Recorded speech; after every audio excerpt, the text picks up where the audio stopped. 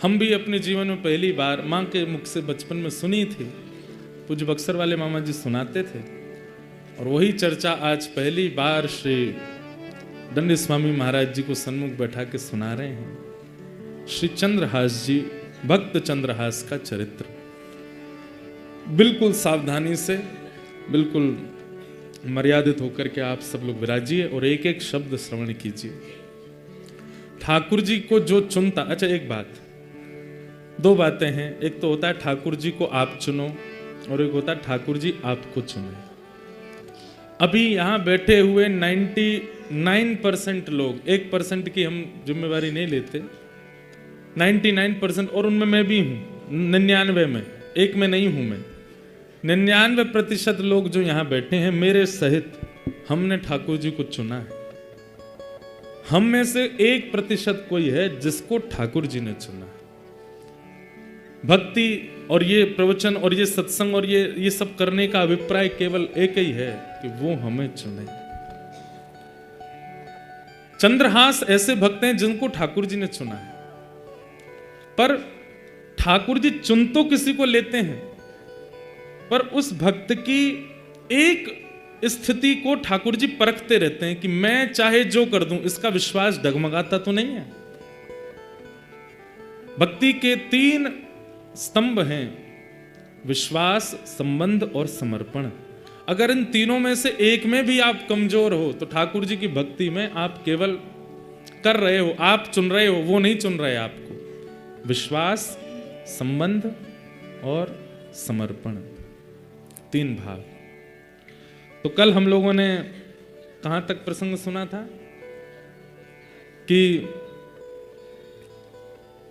गालव ऋषि आए और आकर के दृष्ट बुद्धि की बेटी विषया का उन्होंने जब हाथ देखा तो हाथ देख करके क्या बोले कि परम सुंदर, परम गुणवान एक बालक से इसका ब्याह होगा और वही बालक कालांतर में कुंतलपुर, जहां के आप मंत्री हो, यहां का राजा बनेगा। ये सुनकर के दृष्ट बुद्धि तो बड़े प्रसन्न हो गए, मेरी बेटी का ब्याह एक राजा से होगा, भावी राजा से होगा। परंतु गालव ऋषि जब बाहर निकले तो बाहर देखा कुछ बालक खेल रहे थे और उन्हीं में जब दृष्टि पड़ी चंद्रहास जी के ऊपर, ये बालक कौन है? बोले दासी का पुत्र है, इधर बुला।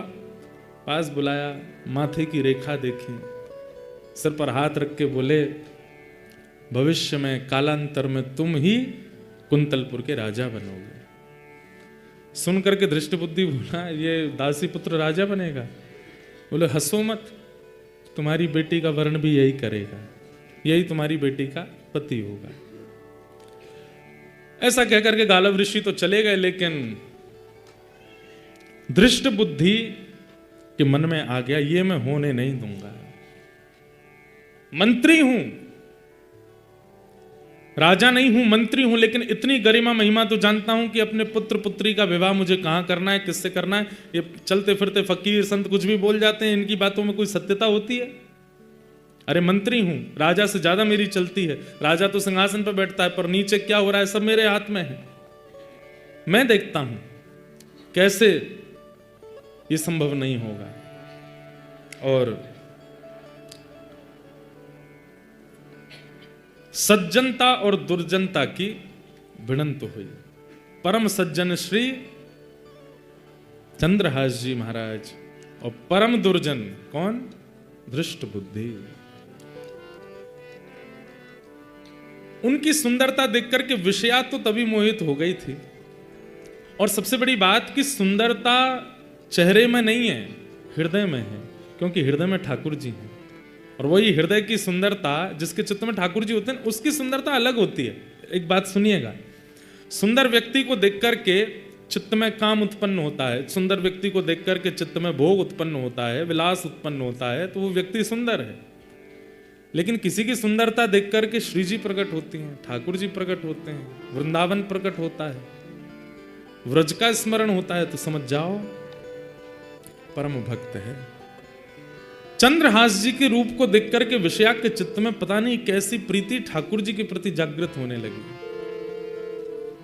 और ठाकुर जी के प्रति प्रकट होने वाली उस जय हो भैया, कौन को फोन बज रहा हो, इतनी जोड़ते हो। ऐसी प्रसन्नता। अब मन बना लिया कि चाहे जो हो, ब्याह तो इसी से करूंगी, बड़ा हो जाए।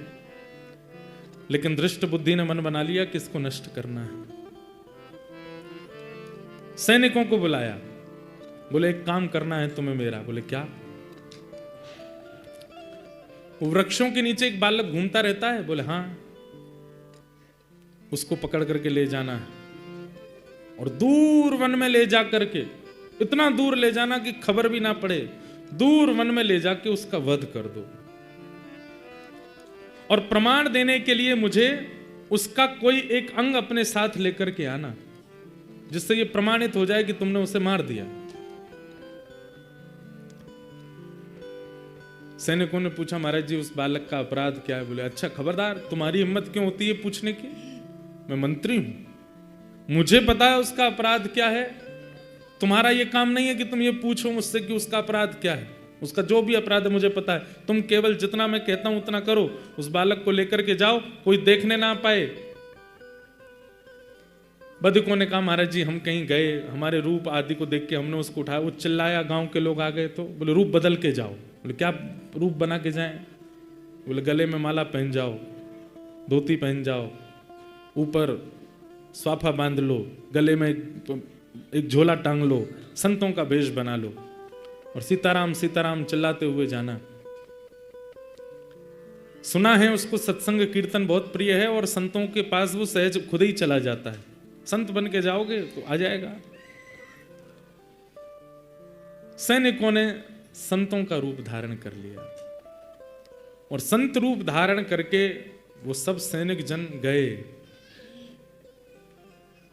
चंद्रहास जी के पास। चंद्रहास जी बैठ करके भगवत स्मरण कर रहे थे। प्राण श्री कृष्ण, जीवन श्री कृष्ण, मां श्री कृष्ण, पिता श्री कृष्ण, जीवन उद्धारक श्री कृष्ण, सर्वस्व श्री कृष्ण। जैसे ही वे रूप बदल करके चंद्रहास जी के पास पहुंचे, चंद्रहास जी को देखते ही पता नहीं कैसी एक परम शांति सी का अनुभव उनको चित्त में होने लगा। परम शांति का अनुभव देख करके मानो ऐसा मन होने लगा हम और देख लें, इसके पास बैठ लें, इसके रूप को निहारते रहें, इसकी आंखें, इसके नाक, इसका मुख, इसके कान, पता नहीं परी अच्छी सी शांति से प्रकट कर रहे हैं। पर सारे सैनिक एक दूसरे के प्रति सोच रहे हैं कि कहीं ऐसा नहीं मुझ में लोभ आ रहा हो, ये सब लोग मेरी स्थिति को देख के कुछ और सोचें। पर वास्तव में सबके चित्त में एक साथ लोभ आ रहा था उसको देखने का। एक सैनिक दूसरे से बोला सुनो मैं तो इस पर मोहित हो रहा हूं, इसको मारने में मैं तुम्हारा साथ नहीं दूंगा, मैं यहीं रुक जाऊंगा, तुम इसको आगे ले जाना। तो दूसरा बोला मेरी भी यही हालत हो रही है। तीसरे को बोलते हैं ये ले जाएगा। तीसरे को बोला बोले सुनो तुमसे पहले तो मैं ही लट्टू हुआ जा रहा हूं इस पर। कहने का अभिप्राय जिसके चित्त में ठाकुर जी होते हैं ना, उसको देख करके दुर्जन के भी चित्त में कहीं ना कहीं सहज सरलता आती। ये सब प्रमाण है बंधुओं हमारे भजन का। हमारे अंदर अगर भजन है, ठाकुर जी हैं, तो हमारी उपस्थिति अगर 4 लोगों के चित्त को परिवर्तित नहीं कर रही है तो इसका मतलब है कि भजन नहीं है, आडंबर है। एक को भी अगर परिवर्तित करती है, एक के चित्त में भी कुछ परिवर्तन लाती है, आपका रूप, आपका स्वरूप, आपकी बोली, समझो ठाकुर जी स्तब्ध हो गए। अच्छा एक बात और, हमने हमारे नाना जी से एक बात पूछी। मैंने कहा नाना जी एक बात बताओ। हमारे पूज्य नाना जी पंडित श्री कृष्णलाल शास्त्री जी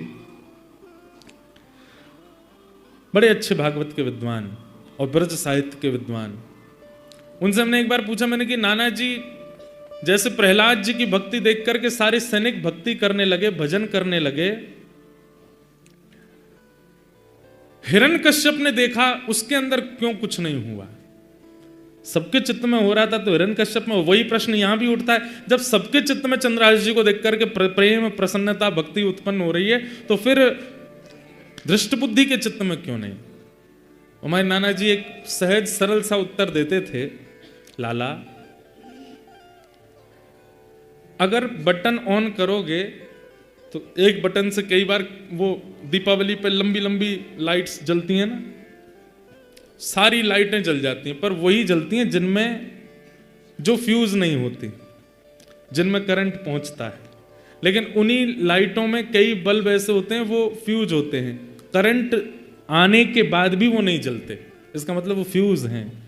कहने का अभिप्राय, ऐसे ऐसे रसिक संत, ऐसे ऐसे महापुरुष लुधियाना आते हैं, दंडी स्वामी जी महाराज की सिद्ध पीठ में बैठते हैं, इतने लोग, ये सब जल गए, जितने भी लोग यहाँ खड़े हैं सबके अंदर जो है करंट जैसी गया, सब प्रज्वलित हो गए, पर इतने के बाद भी जो प्रज्वलित नहीं हुआ समझो फ्यूज है, भीतर से खराब है, इतने के बाद भी प्रज्वलित नहीं हुआ। तो हमारे नाना जी कहते हिरण्यकश्यप फ्यूज है। तो और वही बात यहां आज याद आई कि यहां पर दृष्ट बुद्धि भी फ्यूज है।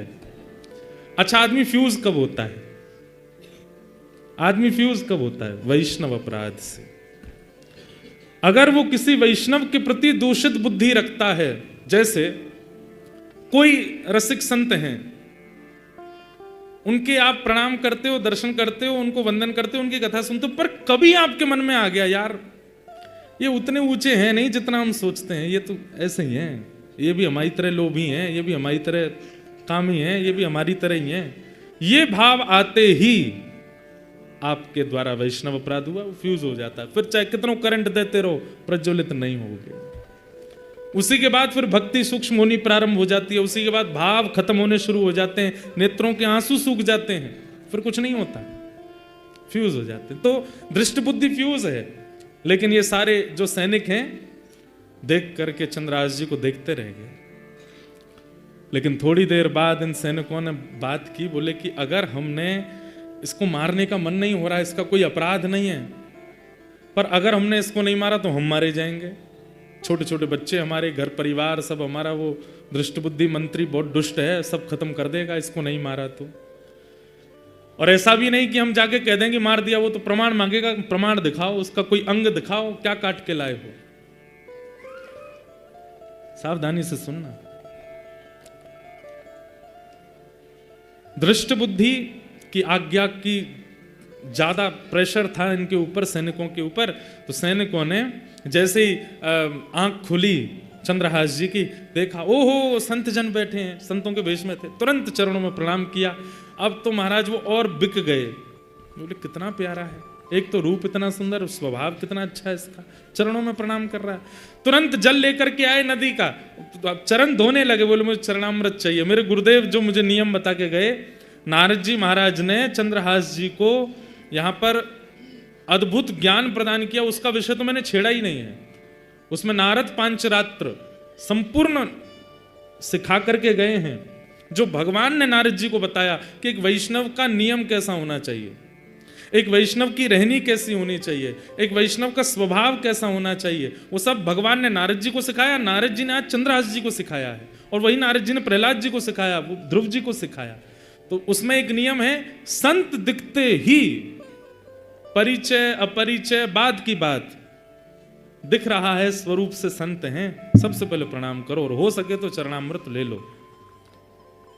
चंद्रहास जी दौड़ करके गए, जल लेके आए, चरणामृत लेने लगे। अब वो सब सैनिकों के मन में आवे, कैसे मारेंगे इसको। बोले भैया इसकी ऊपर देखो ही मत, आंखों पे हाथ धर लो, अपने बच्चों का विचार करो, अपनी जान प्यारी है तो इसको मारना पड़ेगा। ए बालक चंद्रहास, तुम बहुत अच्छा कीर्तन करते हो, कृपा है ठाकुर जी, हमारे आश्रम पर करोगे? आपका आश्रम कहाँ है? दूर है, यहां से जंगल पार करके जाना पड़ता है, चलोगे? चल दूंगा नाथ, संतों की आज्ञा तो नकारनी नहीं है, गुरुदेव की ऐसी आज्ञा है, आप कह दे मैं चल दूंगा, चलो। और श्री आगे आगे चारों वो सैनिक चल रहे हैं संत वेश में, और पीछे उनके चरणों को देखते हुए, नियम देखिए, दृष्टि उठा के बात नहीं करनी महापुरुष से, चरण देखते रहिए, केवल उसके चरण देखते हुए उनके चरण चिन्हों को बीच बीच में अपने माथे से लगा लेते हैं। ठाकुर जी रीझते जा रहे हैं चंद्रहास पर। ले गए घनघोर जंगल में, कोसों दूर उस नगर से। अचानक से वे चारों रुके, और जैसे ही पलटे, अपना भेष हटाया, सैनिकों के भेष में आ गए, अपने खड़क तलवार आदि लेकर के हाथ में खड़े हो गए। पर वो सैनिकों जैसे लगे ही नहीं रहे, क्यों? आंखों में दया है, हाथ कांप रहे हैं। चंद्रहास बोले आप सब लोग, ये महात्मा जी आपका रूप कैसे बदल गया? हे संत चरण, आपने अपने कपड़े उतार के क्यों फेंक दिए? माला जी क्यों उतार दी? और ये खड़क आदि क्यों ले लिया? चंद्रहास, हमसे ज्यादा बात मत कर, नहीं तो हम तेरे पे मोहित होते चले जाएंगे। तुझे मारने के लिए आए हैं हम, और तुझे मारेंगे। चंद्रहास बालक बोला, पर क्यों? मेरा अपराध क्या? मैंने क्या गलती की? मैंने राजकोष का कुछ चुरा लिया? मैंने किसी के साथ कुछ अपराध किया? मेरे द्वारा किसी को कुछ बुरा लगा? मैंने क्या गलत किया? आप मुझे क्यों मारना चाहते हैं? और मुझे जीने की कोई बहुत इच्छा नहीं, पर अभी तो मेरा जीवन प्रारंभ हुआ। माता पिता बचपन में चले गए, धाई माँ भी छोड़ के चली गई, नगर बदल गए, सब कुछ मैं आपको कहाँ तक बताऊं। जैसे तैसे गुरु कृपा से मुझे गुरुदेव मिले, अब उस नियम पथ पे चल रहा हूं, ताकि एक दिन श्याम सुंदर मुझको मिलेंगे, मेरे कृष्ण मुझको मिलेंगे, उनसे पहले आप मेरा वध कर दोगे। कम से कम ये बता दीजिए मेरा अपराध क्या। बताने की अनुमति नहीं है, बस तुमको मारना है। और हमसे ज्यादा बात मत करो, तुम जल्दी आओ, सिर अपना नीचे करो, मुख मत दिखाओ, हमें काटने दो तुम्हारा सर।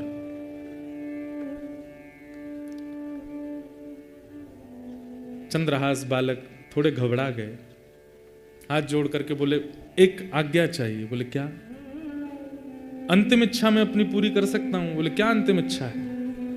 बोले आज सुबह से ठाकुर जी की सेवा नहीं करी, अपने ठाकुर सेवा कर लूं, ठाकुर जी का भोग लगा दूं, चरणामृत पी लूं, उसके बाद ले चलना, मार देना। मैं कहाँ गली चौबारों में रहने वाला, मैं किससे जाके कहूं कि मुझे बचाओ? कोई है भी तो नहीं मेरा। अब मेरे पास कोई रास्ता नहीं, मरना तो मुझे है ही है, पर मैं अपना नियम तो कर लूं। ठाकुर सेवा, अब तू वापस जाएगा ठाकुर जी लेने? नहीं, ठाकुर जी मेरे कोई सिंहासन मंदिर में थोड़ी हैं। तो कहां है ठाकुर जी? तुरंत मुंह से ठाकुर जी निकाले, गाल में रखते थे चंद्रहास। देख करके सैनिकों के नेत्र सजल हो गए, हम कैसे मारे इसको? कितना भावुक है, कितना भक्त, मुख में ठाकुर जी लेके घूमता है। मेरे पास कुर्ता भी नहीं है, मेरे पास जेब भी नहीं है, मेरे पास सिंहासन नहीं, इसलिए मुंह में रख के घूमता हूं। गुरुदेव ने आज्ञा दे दी इसलिए, अपने मन से नहीं। तुरंत गए पास के जल में जाकर के शालिग्राम भगवान को स्नान कराया, एक पत्र का आसन बना के उस पर बिठा दिया, पुष्प तोड़ के लाए, उनका वंदन करने लगे। एक मट्टी में ही थोड़ा जल मिला के चंदन रज जैसा बना करके ठाकुर जी का तिलक स्वरूप लगाया, ठाकुर जी की प्रसादी तिलक स्वरूप अपने लगाई, फल तोड़ करके लाए, ठाकुर जी को अमनिया करके पवा दिया। सैनिक जन देख रहे हैं और बस एक दूसरे का हाथ पकड़ के कह रहे हैं, भैया मुझसे ये अपराध नहीं होगा, मैं अपने घर वालों के लिए मरने को तैयार हूं, इसको नहीं मारूंगा। अरे थोड़ा धैर्य रख, मारना है, थोड़ा और साहस कर, मारेंगे हम इसको। अंत में ठाकुर जी के चरणों में प्रणाम करते हुए गाने लगे और गाते गाते ठाकुर जी से बोले, हे नाथ, मैं अपने प्राण त्याग रहा हूं आज आपके चरणों में, बस अपनी एक अंतिम प्रार्थना आपसे करना चाहता हूं। एहो विधि नाथों पे अचरा पसार मांगू, जन्म जन्म दीजो याहि ब्रज बसी, अहीर की जात समीप नंद घर, एहो विधि नाथों पे अचरा पसार मांगू, जन्म जन्म दीजो याहि ब्रज बसी। चंद्रहास जी अपनी झोली फैला करके ठाकुर जी से बोले, हे नाथ, पता नहीं इस जन्म पे तो मेरे से क्या ही अपराध हुआ कि बचपन से सब ऐसा हुआ कि मुझे समझ नहीं आता कि मैंने क्या अपराध किया। सब बिगड़ता गया, लेकिन मुझे वो बिगड़ा हुआ नहीं लगा। अच्छा, मुझे गुरुदेव नारद मिले, मुझे आप मिले, आपकी सेवा मिली, बस नाथ है कि प्रार्थना, अगले जन्म में भी आप मिल जाना, उसके अगले जन्म में भी मिल जाना, उसके अगले जन्म में, और जब जब मैं जन्म लूं आप मुझे मिलते रहना, बस मेरी यही अंतिम प्रार्थना है नाथ। और ये प्रार्थना करके ठाकुर जी के आगे सर झुकाते हुए चंद्रहास बोले, सैनिकों, हे वधिकों, अब आप मेरा सर काट सकते हैं। तुरंत काट दीजिए, मैं देखूंगा नहीं, मैं ठाकुर जी के चरणों में सर झुका के बैठा हूं, आप मेरा सर काट दीजिए। सैनिकों ने तुरंत अपने खड़ग उठाए, हाथ पांव ऐसे कांप रहे हैं उनके। आज वही खड़ग जिससे अनेकों के सर धड़ से अलग किए, आज वो इतना भारी लग रहा है कि उसको 4 मिलकर के नहीं उठा पा रहे। हाथ से खड़ग छूट गया, चरणों में गिर गए, बोले कि चंद्रहास हम नहीं कर पाएंगे, पर तुम बताओ, तुम तो एक भक्त हो, हम मंत्री से कैसे बचे? वो हमें मार देगा अगर हम कोई प्रमाण लेकर के नहीं गए तो। नहीं महाराज, आप मारिए मुझे, आप अपना कार्य कीजिए, आपकी क्या गलती, आप तो मंत्री की आज्ञा मान रहे हैं। तभी एक, अब देखो ये भी ठाकुर जी की कृपा है, ठाकुर जी जो करते हैं सोच समझ के करते हैं। तभी एक सैनिक की दृष्टि पड़ी कि चंद्रहास जी के पैर में 5 नहीं 6 उंगली है। कई लोगों के एक एक्स्ट्रा अंगूठा होता है, कई लोगों के पैर में एक एक्स्ट्रा उंगली होती है, कई लोगों को, उनको कहते तो ऐसा ही है कि वो शुभ होते हैं जिनके 6 उंगली हैं। दृष्टि पड़ी तुरंत, अरे रुको रुको रुको रुको, चंद्रहास अपने पैर दिखाओ। पैर दिखाया तो 5, एक अंगूठा, 4 उंगली और कन्नी उंगली में 1 उंगली और थी। मिल गया, बस थोड़ा कष्ट होगा तुमको, बिल्कुल चुपचाप आंख बंद कर लो अपनी। चंद्रहास जी ने आंख बंद की, करोगे क्या? बोले करो आंख बंद। आंख बंद की, वो उंगली पकड़ के उसको काट दिया और काट करके बोले बस अब तुम भाग जाओ यहां से, दिखना नहीं, हमें प्रमाण मिल गया, हम इसको जाके दिखा देंगे कि मार दिया। उंगली लेकर के आए, छोटा बालक था, मुख लाना हमने उचित नहीं समझा, उंगली नहीं आए हैं, मर गया चंद्रहास। और चरणों में प्रणाम करके चंद्रहास जी को खूब रक्त निकला। उन सैनिकों ने प्रणाम किया, बोले चंद्रहास तुम भाग जाओ यहां से, अब वैसे ही तुम कोसों दूर हो और दूर चले जाओ, और जीवन में कभी अवसर मिलेगा तो फिर देखेंगे तुमको, हम सौभाग्य मानेंगे तुम दोबारा मिले तो। उंगली छोटी सी काट करके ले गए सैनिक जन, इतने नाचते हुए आ रहे थे क्यों? मारना भी नहीं पड़ा, काम भी हो गया। यहां पर दृष्ट बुद्धि मंत्री सैनिकों को देखता है, बड़े खुश लगते हो ऐसा लगता है काम हो गया। जी हुजूर, काम कर दिया हमने, प्रमाण दिखाओ।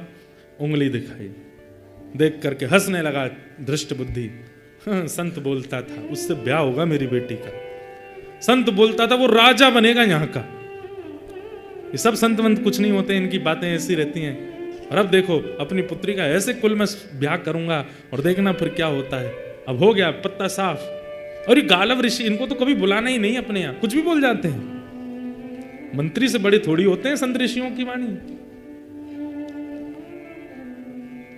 यहां पर चंद्रहास जी थोड़े लंगड़ा रहे हैं, पैर में चोट है, रक्त बहुत निकला। अपने शालिग्राम जी को मुख में धर के कुछ फल आदि पा लिए थे, वहीं सो गए एक वृक्ष के नीचे, सो गए ठाकुर जी का स्मरण करके। पास में एक देश था, एक नगर था, और उस नगर का नाम था चंदनावती नगर राज्य। और उस नगर का राजा था, उसका नाम था कुलिंद राजा, उसकी पत्नी का नाम था मेधावती। ये कुलिंद राजा जो थे, इनके कोई संतान नहीं थी। इन्होंने अपने यहाँ ज्योतिषियों को बुलाया कि भाई मेरा वंश आगे चलेगा कि नहीं, मेरा कोई उत्तराधिकारी बन पाएगा कि नहीं, हम दोनों वृद्ध होते जा रहे हैं। तो ज्योतिषियों ने बताया, बोले आपका वंश तो आगे नहीं बढ़ेगा, तो फिर कुलिंद नगर का राज्य का राजा कौन होगा?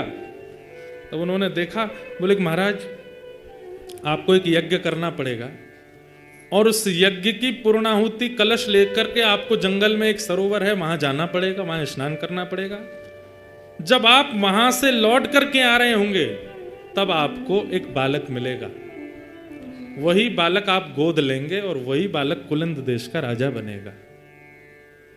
ठाकुर जी जैसे स्क्रिप्ट राइटिंग कोई नहीं कर सकता भैया ऐसी सुंदर डायरेक्टर हो तो ठाकुर जी जैसे। हम सबकी स्क्रिप्ट लिख रखी है उन्होंने, कब कहां क्या हो जाए कुछ नहीं पता है। अब सोचिए, अब कुलिंद राजा, उसने अनुष्ठान किया, अनुष्ठान करने के बाद यज्ञ विसर्जन के लिए सरोवर स्नान करने जा रहा है। सरोवर में स्नान करके जैसे ही लौटे तो कहा था सैनिकों ने कि वो ब्राह्मणों ने, लौटते समय बस ध्यान से देखते आना, एक बालक मिलेगा। लौटते समय जब आ रहे थे तभी दृष्टि पड़ी एक वृक्ष के नीचे चंद्रहास जी बैठे, ठाकुर जी का स्मरण करने में। जाते ही राजा ने उनके पास बैठे बोले, पूछ तो लूं कहीं किसी का बेटा ना हो, कहीं किसी और का ना हो, मेरे को तो अनाथ बालक चाहिए जिसको मैं अपने कुल दीपक बनाऊं। ये कौन है, इसकी जानकारी तो ले लूं।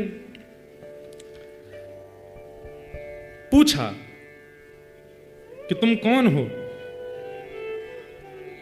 तुम्हारा नाम क्या है। तो कितना सुंदर शब्द है। चंद्रहास जी कहते हैं, मात पिता सब कृष्ण है, मात पिता सब कृष्ण है घर यह आकाश। मेरे माता पिता कृष्ण हैं और ये आकाश ही मेरा घर है। नाम हमारो सब कहे बालक चंद्रहास। माता पिता सब कृष्ण है, घर है यह आकाश, और सब चलते फिरते बोलते थे, इसलिए अपना नाम पता चला, मेरा नाम है चंद्रहास। सुन करके राजा चकित हो गए, अपनी रानी को देखने लगे। तुम्हारी माँ कौन है? बोले कृष्ण। पिता? वो भी कृष्ण। ताऊ चाचा सब कृष्ण। आकाश ही मेरा घर है, मेरा नाम चंद्रहास। मतलब अनाथ नहीं, नाथ तू अनाथ को।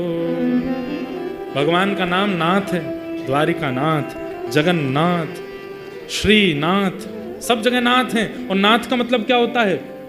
रक्षक, स्वामी।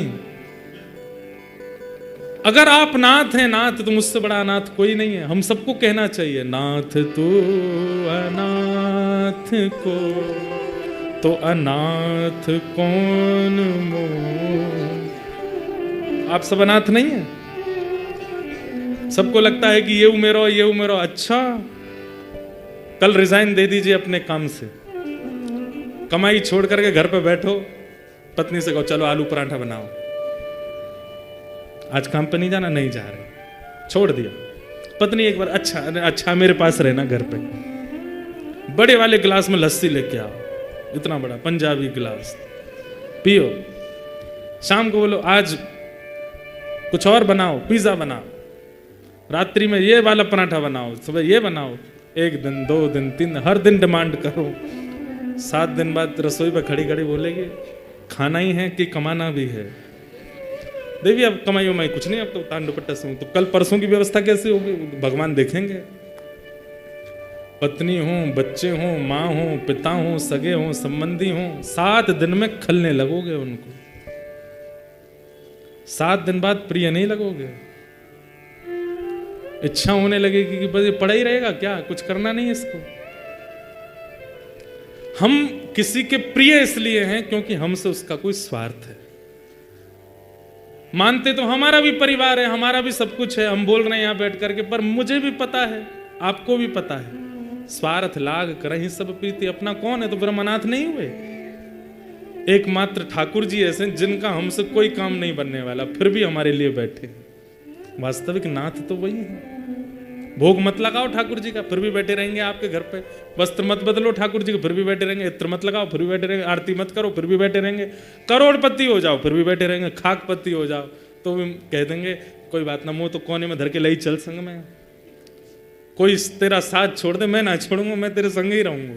तो रोड पर रहे, कुटिया में रहे, कोई यहाँ किराए पर रहे या महल में रहे, एक बार ठाकुर जी आ गए, अंतिम श्वास तक नहीं छोड़ेंगे। सबसे बढ़िया संबंधी ठाकुर जी हैं, अंतिम दिन तक साथ रहते हैं। तो हम वास्तव में नाथ कौन है? वही नाथ है।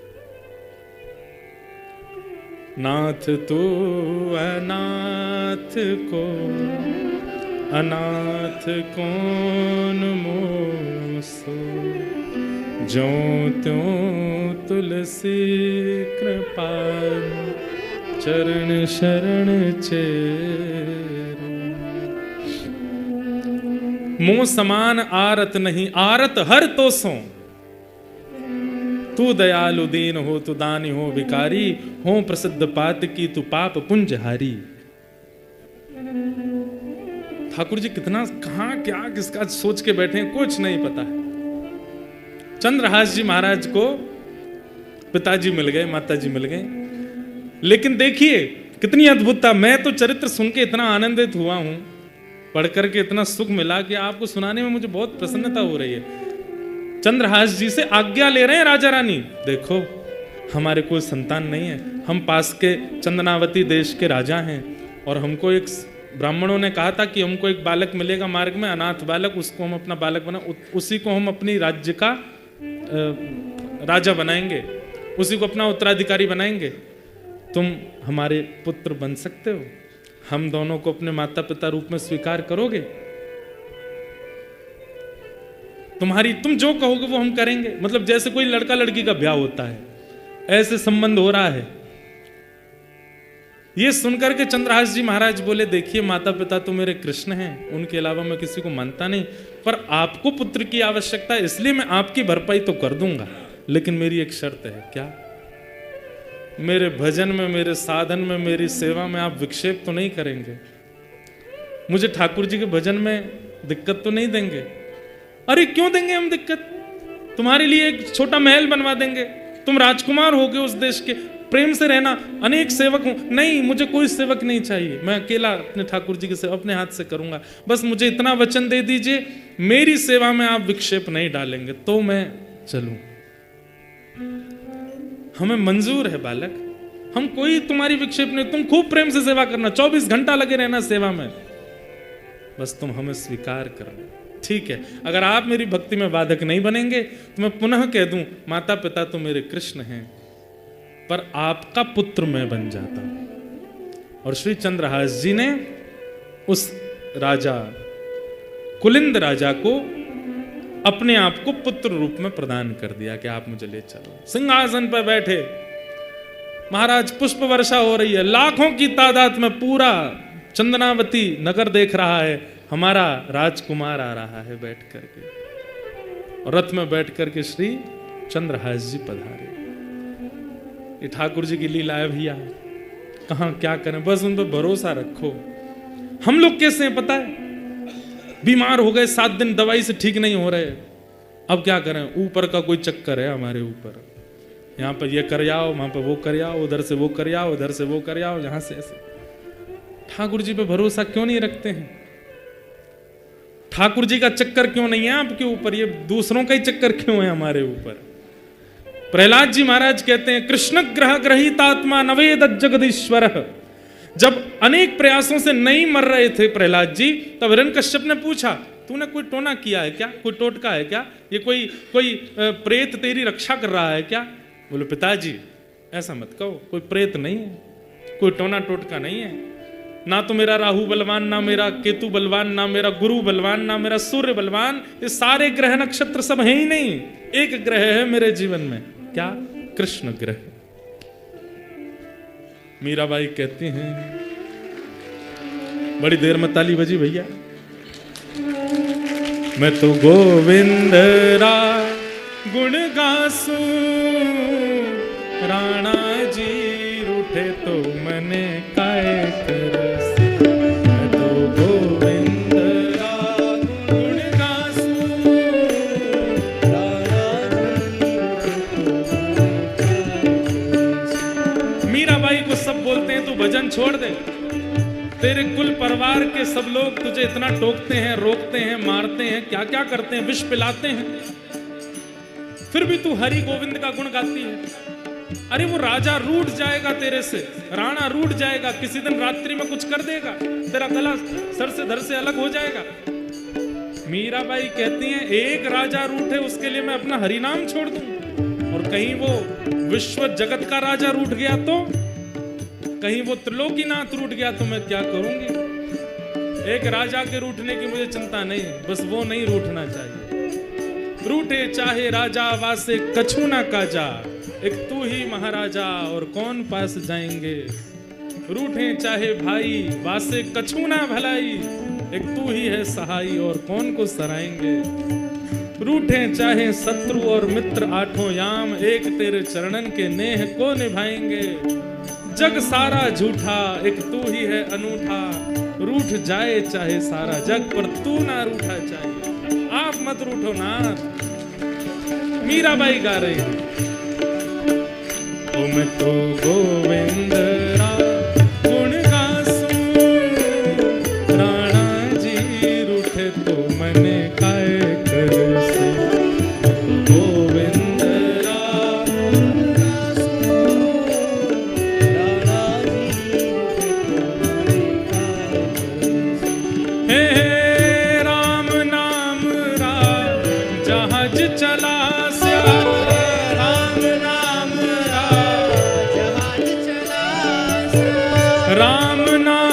रा जहाज चला स्या, राम नाम रा जहाज चला।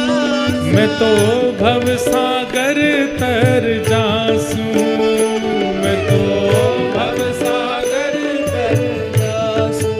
ओ मैं तो भव सागर तर जासूं, मैं तो भव सागर तर जासूं। ओ मैं तो गोविंद रा गुण गासूं, राणा जी रूठे तो मने काय करसे। मैं तो गोविंद रा गुण गासूं, राणा जी रूठे तो मने। श्री राधा रमण लाल की।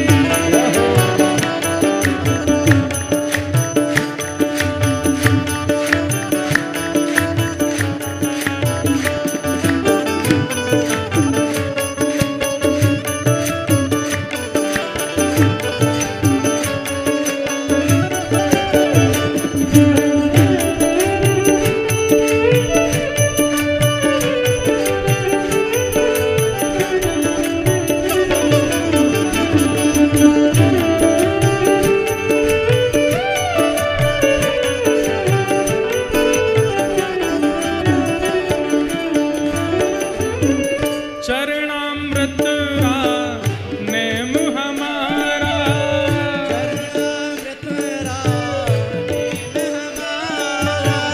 चरणामृत रा नेम हमारा, चरणामृत रा नेम हमारा, चरणामृत रा नेम हमारा।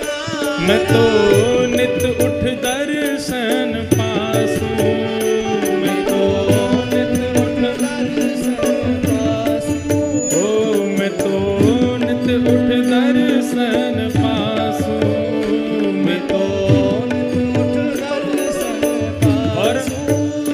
हाँ यह संसार बाढ़ का कांटा, यह संसार बाढ़ का कांटा। ओ या संगत नहीं जासूं, मैं तो या संगत नहीं जासूं।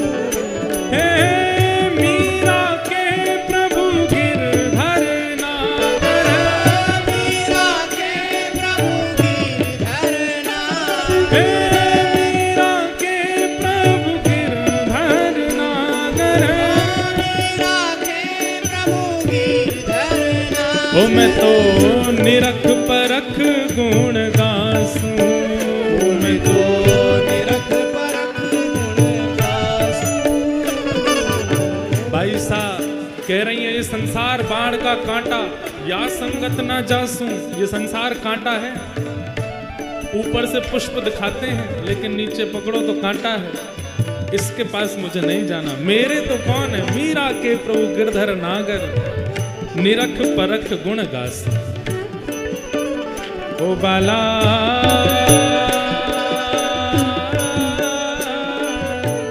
मैं बैरागन हूँगी, हूँगी मैं बैरागन हूँगी, हूँगी मैं बैरागन हूँगी, मैं बैरागन हूँगी, हूँगी मैं बैरागन। क्यों ओ जिन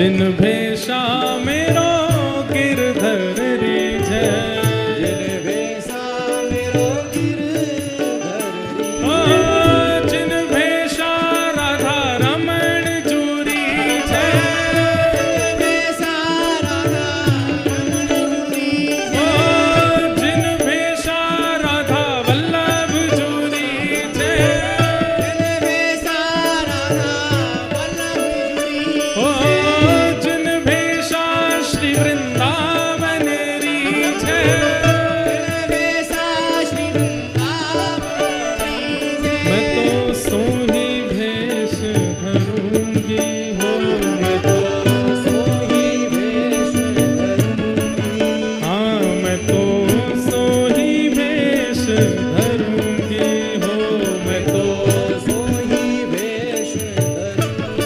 अरे हाँ मैं बैराग होंगी, मैं बैराग होंगी, मैं बैराग होंगी। भाई सा कहते हैं, क्या कहते हैं? कहो तो कुसुमल सारे रंगावा,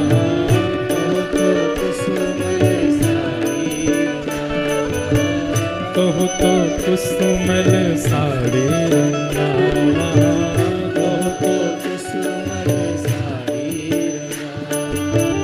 कहो तो भगवा भेष, कहो तो भगवा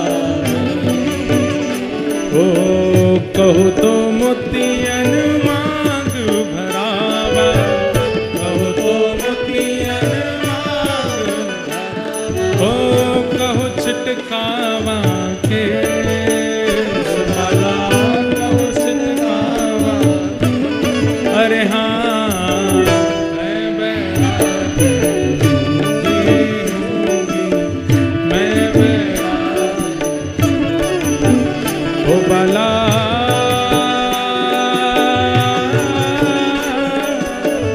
मैं बैरागन होंगी, मैं बैरागन होंगी, मैं बैराग होंगी, मैं बैरागन होंगी। प्यारे गिरधर लाल की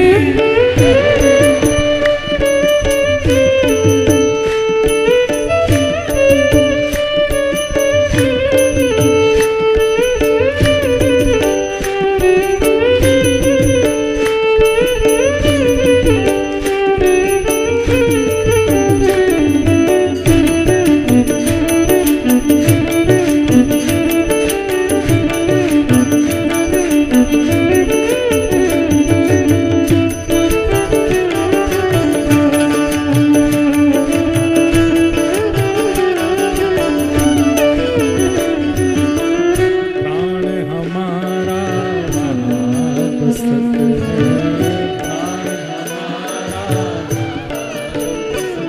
ओ प्राण हमारा वहाँ बसत है, प्राण हमारा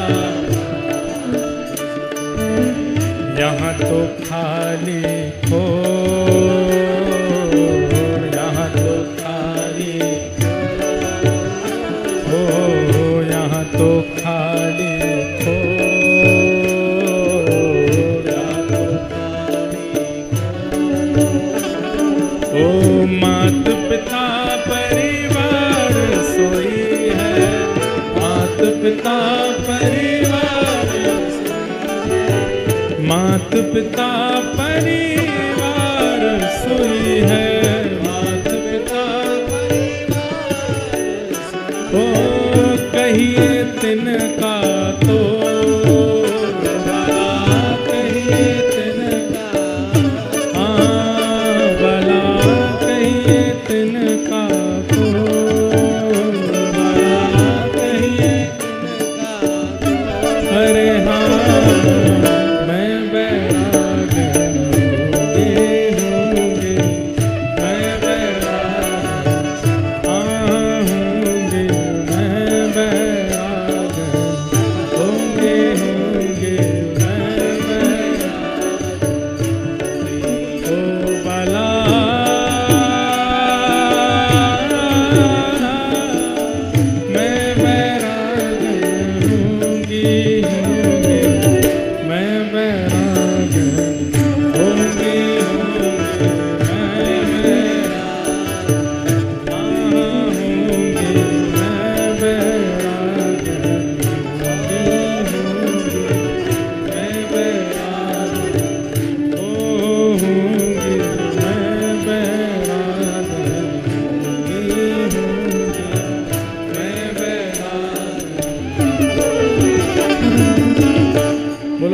वत्सल भगवान की जय।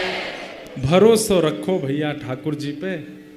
ठाकुर जी ने कछु अच्छो ही विचार करके रखो है सबके जीवन के लिए। चंद्रहास जी महाराज अगर दुखी हो गए होते, ठाकुर जी ने तो बचपन से ही कष्ट दिए हैं, बचपन से ही पीड़ा दी है, तो आज एक नगर के राजकुमार भी तो बन गए। बस धैर्य रखा, ठाकुर जी की हर गतिविधि पर विश्वास है कि नहीं बढ़िया ही होगा, प्रतीक्षा करो, थोड़ा धैर्य रखो, थोड़ी प्रतीक्षा करो, कुछ अच्छा होगा।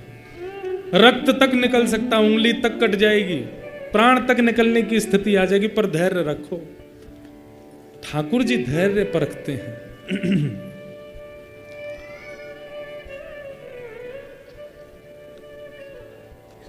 चंद्रहास जी अब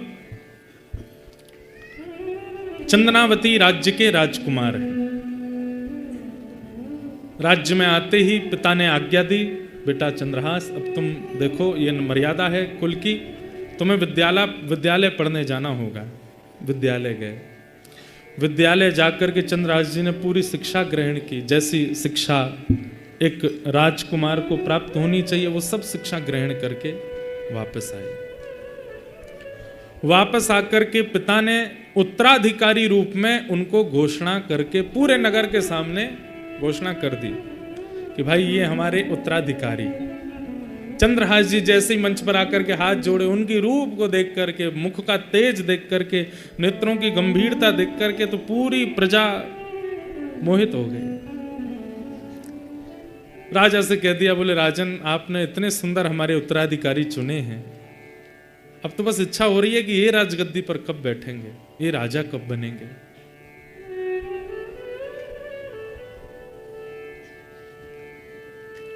अब यहां एक ठाकुर जी बहुत दिन तक सब कुछ बहुत स्मूथ नहीं चलने देते, कुछ ना कुछ तो फिर आता ही है। और अब क्या हुआ, यहां जो कुंतलपुर जहां चंद्रहास जी दासी के साथ गए थे, वहां के राजा ने मंत्री दृष्टबुद्धि को बुलाया और कहा कि भाई एक पास में नगर है, उसका नाम है चंद्रावती। बोला हाँ, बहुत महीने निकल गए, बहुत साल वर्षा होने को आया है, महीने का कर नहीं चुकाया राजा ने, उसके कर नहीं आया। ऐसा लगता है कि प्रजा के कर से खूब आनंद ले रहा है। बोले क्या करें आप आज्ञा करो। बोले सेना लेकर के जाओ, और सेना लेकर के जाकर के या तो राजा से कर वसूल के लाओ और दुगना कर लेके आना, और देने से मना करे तो चढ़ाई करके उसको नष्ट कराना। कौन जा रहा है? दृष्ट बुद्धि। और जिस नगर में जा रहा है वहां का राजकुमार कौन है? चंद्रहास। दृष्ट बुद्धि ने तैयारी कर ली अपने सब सेना की। बोले ले लो तीर कमान तलवार सब धर लो, चंदनावती नगर जाना है और वहां जाकर के राजा से कर मांगना, नहीं देगा तो उसको मार देंगे, उसको उसकी पूरी प्रजा को। और आजकल हमने सुना नया राजकुमार बनाया उसने। अब ये तैयारी हो रहे थे तो इनकी पत्नी दृष्ट बुद्धि की पत्नी आकर के बोली, सुनिए आप मंत्री पद पर इतने व्यस्त रहते हैं, आपको घर परिवार का बिल्कुल ध्यान नहीं रहता, विषया बड़ी होती जा रही है, उसके लिए सुंदर वर ढूंढ लेना।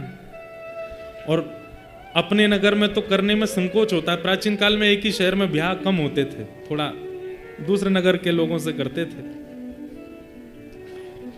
बोले वहां चंदनावती में अगर कोई अच्छा लड़का मिले तो देख के आना, थोड़ी दृष्टि इस रूप में भी घुमाना, केवल कर वसूलने की भावना से मत जाना, आंखों को थोड़ा ऐसे भी घुमाना, मेरी बेटी है उसके लिए कोई सहयोग वर मिले मुझे। खिड़की पर खड़ी खड़ी विषया सुन रही थी। पुत्री, हाँ पिताजी कैसा वर चाहिए? ऐसी कोई इच्छा नहीं पिताजी, आप जो ढूंढेंगे अच्छा ही होगा, पर बस रूप सुंदर हो, गुण का अच्छा हो, बस और कोई मुझे ज्यादा विशेष धन से मुझको कोई लोभ नहीं, घर परिवार कैसा भी हो, बस रूप सुंदर हो और स्वभाव का मधुर हो। धृष्टद्युम्न ने बुलाया, सिर पे हाथ धरा, बोले मैं ढूंढ के लाऊंगा तेरे लिए, अच्छा वर ढूंढूंगा, चिंता मत कर। राजा ने जो कर मांगने को कहा वो बाद में होगा, पहले तेरे लिए पूरा नगर घूमूंगा, अगर कोई अच्छा लड़का मिला चंदनावती में ही कोई लड़का ढूंढ के तेरा ब्याह करूंगा। जी पिताजी।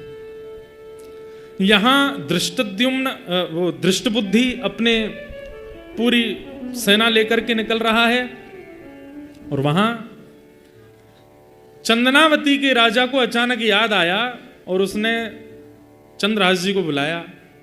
पुत्र चंद्रहास, राजकुमार चंद्रहास बोले, जी तुम मिले तो हम तो इतने खो गए तुम में, इतना प्रेम तुमसे बढ़ गया, इतने आनंद में मैं और तुम्हारी माँ रहने लगे कि हमने एक बहुत बड़ी गलती कर दी। बोले क्या? हमारा जो मुख्य राज्य है जिसके अंतर्गत हम आते हैं वो कुंतलपुर है, वहाँ के राजा को हम हर महीना कर देते हैं, वो कर तो हमने दिया ही नहीं। बेटा वो कर पूरा वापस करना है राजा को, और मेरे मन ऐसा है कि तुम भी साथ चलो। मैं राजा से थोड़ा परिचय भी करा दूंगा कि हमारे राजकुमार, जो आज्ञा पिताजी। और सुनो, कर थोड़ा जितना है उसका दुगना ले लेते हैं, कहीं राजा क्रोधित ना हो, उसको दे आते हैं। बड़े राजा तो वही है, हमारा तो नगर छोटा है। जी पिताजी। पूरी तैयारी होने लगी, यहां पर सब कर आदि इकट्ठा करने लगे, सब धन आदि सब बैलगाड़ियों में सजाने लगे। इतने में ही शंखनाद हुआ। बोले शंखनाद किस बात का? बोले कुंतलपुर के महामंत्री दृष्टबुद्धि अपनी सेना लेकर के आए हैं और राजा को कह रहे हैं कि वो स्तब्ध हो जाए, उससे कुछ कठिन चर्चा करनी है हमें। राजा चंदनावती के बोले, बेटा चंद्रहास, हम तो करने ही जा रहे थे, पर देखो अब मंत्री ही आ गया, अब बात तो करनी पड़ेगी। अंदर सिंहासन पर जाके बैठे मंत्री, बड़े नगर का मंत्री भी राजा के समान पूजनीय, उसका खूब स्वागत किया, वंदन किया, ला करके बिठाया। मंत्री जी ने आगे कहा, बोले राजन, हमें ऐसा लगता है कि तुम बहुत ज्यादा जो है धन के मद में भूल गए, कर नहीं दिया तुमने कुंतलपुर का। महाराज देखिए, कर पूरा रखा है, दुगना रखा है, आप पहले तो ये ले लीजिए। मैं वैसे वहीं आ रहा था देने, आपको आने की कोई आवश्यकता नहीं थी, पर मेरी एक बात सुन लीजिए। एक शुभ घड़ी आई थी हमारे नगर में जिसके कारण ये सब विक्षेप हुआ। क्या, कैसी शुभ घड़ी? आप तो जानते हैं कि हमारे कोई संतान नहीं, संतों ने आज्ञा करके कहा था कि एक यज्ञ के बाद एक लावारिश बालक मिलेगा, वही तुम्हारा पुत्र होगा, उसको तुम राजकुमार बना देना। तो वो बालक मिला, तब से हम इतने प्रसन्न हो गए थे, उसके चक्कर में हम कर देना भूल गए। कहां है बालक? ये खड़ा है। दृष्ट बुद्धि ने जैसी दृष्टि घुमाई, रूप देखा, नेत्र देखे, नासिका देखी, कहीं तो देखा है इसको। तुम देखे देखे क्यों लगते हो? इधर आओ थोड़ा। अब चंद्रहास जी का नियम, वो झूठ बोलते नहीं थे। छोंक लगा बहुत जोर से, कहीं से छोंक लगाए हैं।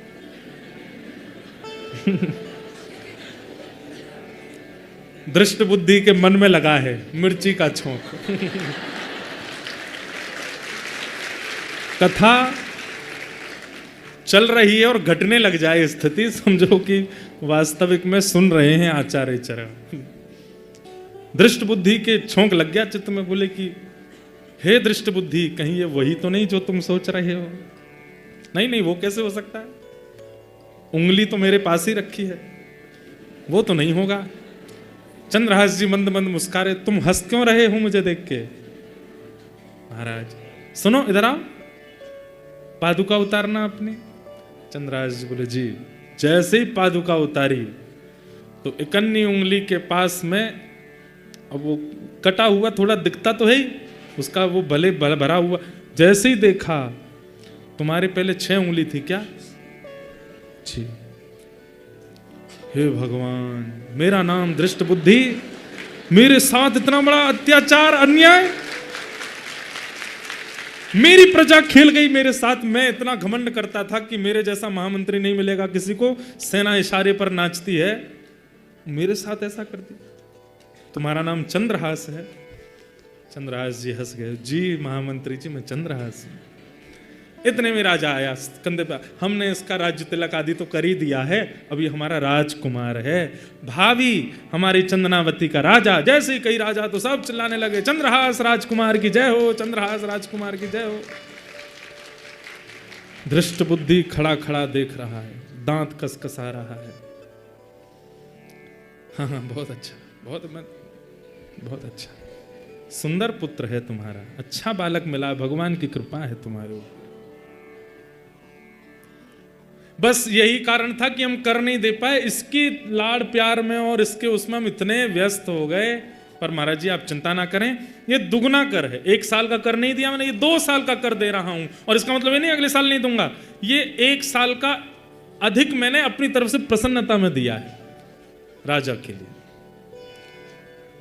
मंत्री दृष्ट बुद्धि की तो बुद्धि काम कर नहीं रही, वो तो चंद्रहास को देखें और उनको ये याद आवे वो संत कह के गए थे यही पति बनेगा तुम्हारी बेटी का। चंद्रहास को देख करके, अब उनका नाम ही है धृष्ट बुद्धि, जिसकी बुद्धि परम धृष्ट है। एक योजना बनाई, अभी भी मान नहीं रहा है, अभी भी देख नहीं समझ नहीं पा रहा है कि मैं इतनी योजना बना ली तब भी बच गया, अब भी उसको मारने का प्रयत्न। क्या किया? राजा तुमने ये गलती तो की कि तुमने कर नहीं दिया 1 साल का, लेकिन इससे भी बड़ी गलती तुमने एक और की है। तो चंद्रनावती का राजा बोला क्या? भाई तुम कुंतलपुर राजा के अंतर्गत आते हो, बिना उनकी आज्ञा के और बिना उनको निमंत्रण दिए तुमने राजकुमार घोषित कैसे किया? ये राज परंपरा के विरुद्ध है। अगर उनको पता चलेगा कि तुमने उनको निमंत्रण तक नहीं दिया, उनसे पूछा तक नहीं, अरे एक विशेष राजा के नीचे जितने राजा होते हैं उन सबको अपना उत्तराधिकारी बड़े राजा से पूछ के रखना होता है। तुमने पूछा कुंतलपुर के राजा से? सुनते ही चंद्रनावती के राजा तो घबरा गए। महाराज अब आप देख लीजिए ना बात कैसे संभलेगी। मेरे लिए बहुत मुश्किल से मुझे उत्तराधिकारी मिला है और मैं इससे बहुत प्रेम करता हूं। कहीं क्रोध में आकर के उन्होंने मना कर दिया कि इसकी राजकुमारिता निरस्त करो और हम जो कहेंगे वो राजकुमार, वो मुझसे सहन नहीं होगा, इसी को राजकुमार रहने दीजिए, आप मेरी थोड़ी सहायता कर दीजिए। मंत्री दृष्ट बुद्धि बोले मैं तो तुम्हारा मित्र हूं ना, तुम्हारी सहायता ही करूंगा। अब एक काम करते हैं। बोले क्या? मैं एक पत्र लिखता हूं और पत्र लिख करके चंद्रहास को दूंगा, तुम मत जाना, तुम जाओगे तो राजा को क्रोध ज्यादा आएगा। और वो पत्र लेकर के चंद्रहास जाएगा कुंतलपुर और वहां राजा के पास नहीं जाना, सीधे मेरे पुत्र माधव के पास जाना। माधव को मैं पत्र में लिख दूंगा कि वो बात पूरी संभाल लेगा और ये जो तुमसे थोड़ा सा अपराध हुआ है इसके लिए राजा तुमको क्षमा कर। माधव से बहुत प्रेम करते हैं राजा हमारे। अब मैं तो यहाँ हूं, मुझे तो कर पूरा गिनती करवानी है, उसके बाद ही जा सकता हूं, तब तक मैं जा नहीं सकता कुंतलपुर, तो मुझे तो यहीं रहना पड़ेगा। तुम चंद्रहास को भेजो और मैं पत्र लिख देता हूं। पत्र लिखा और चंद्रहास से कहा पत्र में लिख देता हूं, इस पे ऊपर मोहर लगाऊंगा, खुलना नहीं रास्ते में, सीधे जाके मेरे पुत्र माधव को देना। मैं क्यों पढ़ूंगा आपका पत्र, आप लिख दीजिए। पत्र में लिखा, माधव मैं तुम्हारा पिता दृष्ट बुद्धि बड़े होश और हवास में लिख रहा हूं कि जो पत्रवाहक तुम्हारे सामने पत्र लेकर के आया है ये तुम्हारा विशेष शत्रु है। इसके रूप पर आकृष्ट मत हो जाना, इसके गुण पर आकर्षित मत हो जाना, इसकी बोली चाली तुमको बहुत लुभाएगी, इसकी बातों में तुम बिल्कुल इसके चक्रव्यूह में फंस जाओगे। लेकिन पुत्र ये तुम्हारा और तुम्हारे पिता का महान द्रोही है। बिना कोई संकोच करे और बिना मेरी प्रतीक्षा करे, बिना किसी से पूछे योजना बना करके इसको विष दे देना। नीचे अपना सिग्नेचर कर दिया दृष्ट बुद्धि और लिख करके उस पर सील लगा दी, ऊपर स्टैंप लगा करके ऊपर लिख दिया प्रिय माधव। चंद्रहास इधर आओ, खोलना नहीं इसको। नहीं मैं क्यों खोलूंगा, लेके जाओ और सीधे मेरे पुत्र माधव के पास जाना, जाकर के उसको दे देना, वो सब बात संभाल लेगा। राजा मैंने संभाल ली तुम्हारी। अरे मंत्री जी आप तो बड़े हमारे कृपालु, कितनी कृपा आपकी हमारे ऊपर है। निकल पड़े चंदनावती से। रात्रि में एक घोड़े पर बैठ करके परम भक्त श्री चंद्रहास जी रास्ते भर कीर्तन करते जा रहे हैं ठाकुर जी का स्मरण करते हुए जा रहे हैं, बड़े भाव से ठाकुर जी को याद कर रहे हैं। रात भर हो गई चलते चलते, सुबह पहुंचे कुंतलपुर। बहुत सुंदर कथा है बंधुओं, भाव से सुनो, ठाकुर जी कैसी कृपा करते हैं। कुंतलपुर जैसे पहुंचे तो ये तो इनका पुराना नगर था ही, बचपन की सारी यादें आ गई। मेरी धाई माँ, मेरी माँ मुझे लेकर के यहाँ आई थी, यहाँ पे हम लोग रहे थे, ये मंत्री जी का घर है, यहाँ पे हम खाते थे, यहाँ पे खेलते थे, सब मन में घूमने लगी बातें। दृष्ट बुद्धि ने विचार किया, वो चंद्रहास जी ने विचार किया, सुबह सुबह का समय है, अभी तो सब भोर में जग रहे होंगे, अभी सीधे माधव के पास जाना, मुझे लगता है कि वो भी स्नान ध्यान कर रहा होगा, अभी क्या सीधे उसके पास जाता हूँ, ये पास में बगीचा है, यहाँ पर रुक करके थोड़ा अपने ठाकुर जी की सेवा कर लूँ, स्नान ध्यान कर लूँ और सेवा आदि करके फिर चलेंगे माधव के पास। बगीचे में पहुंचे, जाके स्नान किया, सरोवर में जल लेकर के अपने मुख से ठाकुर जी निकाले, सेवा करी, सेवा आदि करके ठाकुर जी को बढ़िया प्रसाद भोग लगाया फलों का। फल पा लिए तो चंद्रहास जी रात भर सोए नहीं, घोड़ा चलाए थे तो थोड़ी थकान सी लगी उनको। अपनी पाग उतार के नीचे रखी, पाग के ही जैसे ऐसे पाग बांधते हैं तो एक पाग के छोर में ही वो पत्र रखा था, रख दिया। अपने हाथ के तकिया लगा करके ठाकुर जी के ऊपर एक उंगली रख के मेरे पास रहें, उस भाव से सो गए। गहरी नींद आ गई चंद्रहास जी को। चंद्रहास जी यहां गहरी नींद में सोए और आज परम पावन कोई देवी का दिवस था, उस बगीचे में देवी का मंदिर था। देवी पूजन करने के लिए विषया वहां पर आई, दृष्ट बुद्धि की बेटी। आपको याद तो हो रही है ना, कहता कहीं भूलते तो नहीं जा रहे पिछली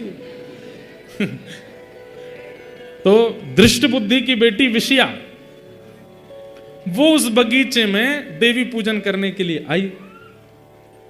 देवी पूजन करने के लिए सब सखियों के साथ में आई थी। ये देवी मंदिर में ही मिलते हैं सबको। रुक्मणी जी को कृष्ण मिल गए देवी मंदिर में, सीता जी को राम जी मिल गए देवी अर्चना में, आज कात्यायनी महामाई, हमारे यहाँ तो कहते गोपियां भी तो देवी आराधना करती, तभी तो रास बिहार हुआ। योग मायाम उपाश्रते, कोई देवी की आराधना किस भाव से करता है, कोई शक्तियों के भाव से करता है, कोई उनकी सिद्धियों की भावना से करता है, पर भैया ब्रजवासी तो कृष्ण प्राप्ति के लिए देवी आराधना करते हैं। और ये बात बिल्कुल सत्य है। वो बहन है ठाकुर जी की, वही तो मिलाती है ठाकुर जी से। देवी आराधन करने के लिए पुष्प चयन कर रही थी विषया अपने सखियों के साथ। पुष्प चयन करते करते एक डाल हटाई तो दृष्टि पड़ी, अपने हाथ की तकिया लगाए सोए हैं चंद्रहास। परम सुंदर रूप का तो कहना ही क्या, घुंघराले केश हैं, आहा ऐसी ऐसी मुख कांति। मैंने कहा ना ये भक्त चरित्र भी है और एक बड़ी विशुद्ध प्रेम कथा भी है चंद्रहास की। श्री राधा रमणीय हमारे श्री प्रियादास जी महाराज जिन्होंने भक्तमाल का विस्तार किया, उन्होंने चंद्रहास जी का चरित्र कहा भी है। जैसे ही देखा चंद्रहास की ओर, प्रेम के लक्षण प्रकट होने लगे चित्त में, नेत्रों में अश्रुपात होने लगा, हाथ पांव कांपने लगे और चित्त में ठाकुर जी का परम प्रेम प्रगाढ़ होने लगा। स्मृति आई विषया को, शायद कहीं तो देखा है, ये रूप पहले भी देखा है। सखियां सब पुष्प चयन कर रही थीं, चयन करके तुरंत विषया गई देवी मंदिर में जाकर के अर्पण कराई। बोले कि जो बाहर लेटे हैं या तो यही मेरे पति बन जाए या ऐसा कोई पति मुझे प्राप्त हो जाए। रूप का सुंदर, उसको रूप ही चाहिए था, गुण ही चाहिए था। प्रणाम करके वापस लौट करके आई। अब तो एक झरोके में बैठ करके बस देखते रह जा रही है। वो सो रहे हैं चंद्रहास जी, देखते देखते बोले कहीं तो देखा है। थोड़ा और पास गई, कहीं से तो देखा है, और पास गई, कहीं तो देखा था। पास जाकर के देखा, लेकिन अब बड़े हो गए चंद्रहास जी तो इतने समझ में नहीं आए कौन है, कहां से, कैसे। तभी आसपास देखा क्या है, तो शालिग्राम भगवान थे, उन पर एक उंगली रख करके सो रहे थे और पास में एक पगड़ी रखी है, उस पगड़ी में से वो जो पत्र था वो थोड़ा सा दृष्टिगोचर हो रहा था और उस पत्र में भी वही भाग थोड़ा सा बाहर निकला है जिस पर लिखा है प्रिय पुत्र माधव। और माधव कौन है इनका भाई? माधव, माधव के लिए पत्र, ये तो मेरा भाई है माधव। धीमे से पत्र निकाला, पत्र निकाल करके जैसे ही वो धीमे धीमे हटाई, जो मोहर लगी थी, मोहर देख के पहचान गई तो हमारे राजवंश की मोहर है। और प्रिय माधव कहीं भाई का पत्र तो नहीं, देख तो लूं क्या है इस पत्र में। तुरंत खोल करके जैसे ही देखा, ऊपर ही लिखा था, प्रिय पुत्र माधव, मैं तुम्हारा पिता धृष्ट बुद्धि, अपने पूरे होश आवाश में तुमसे कह रहा हूं कि पत्रवाहक जो तुम्हारे पास आ रहा है,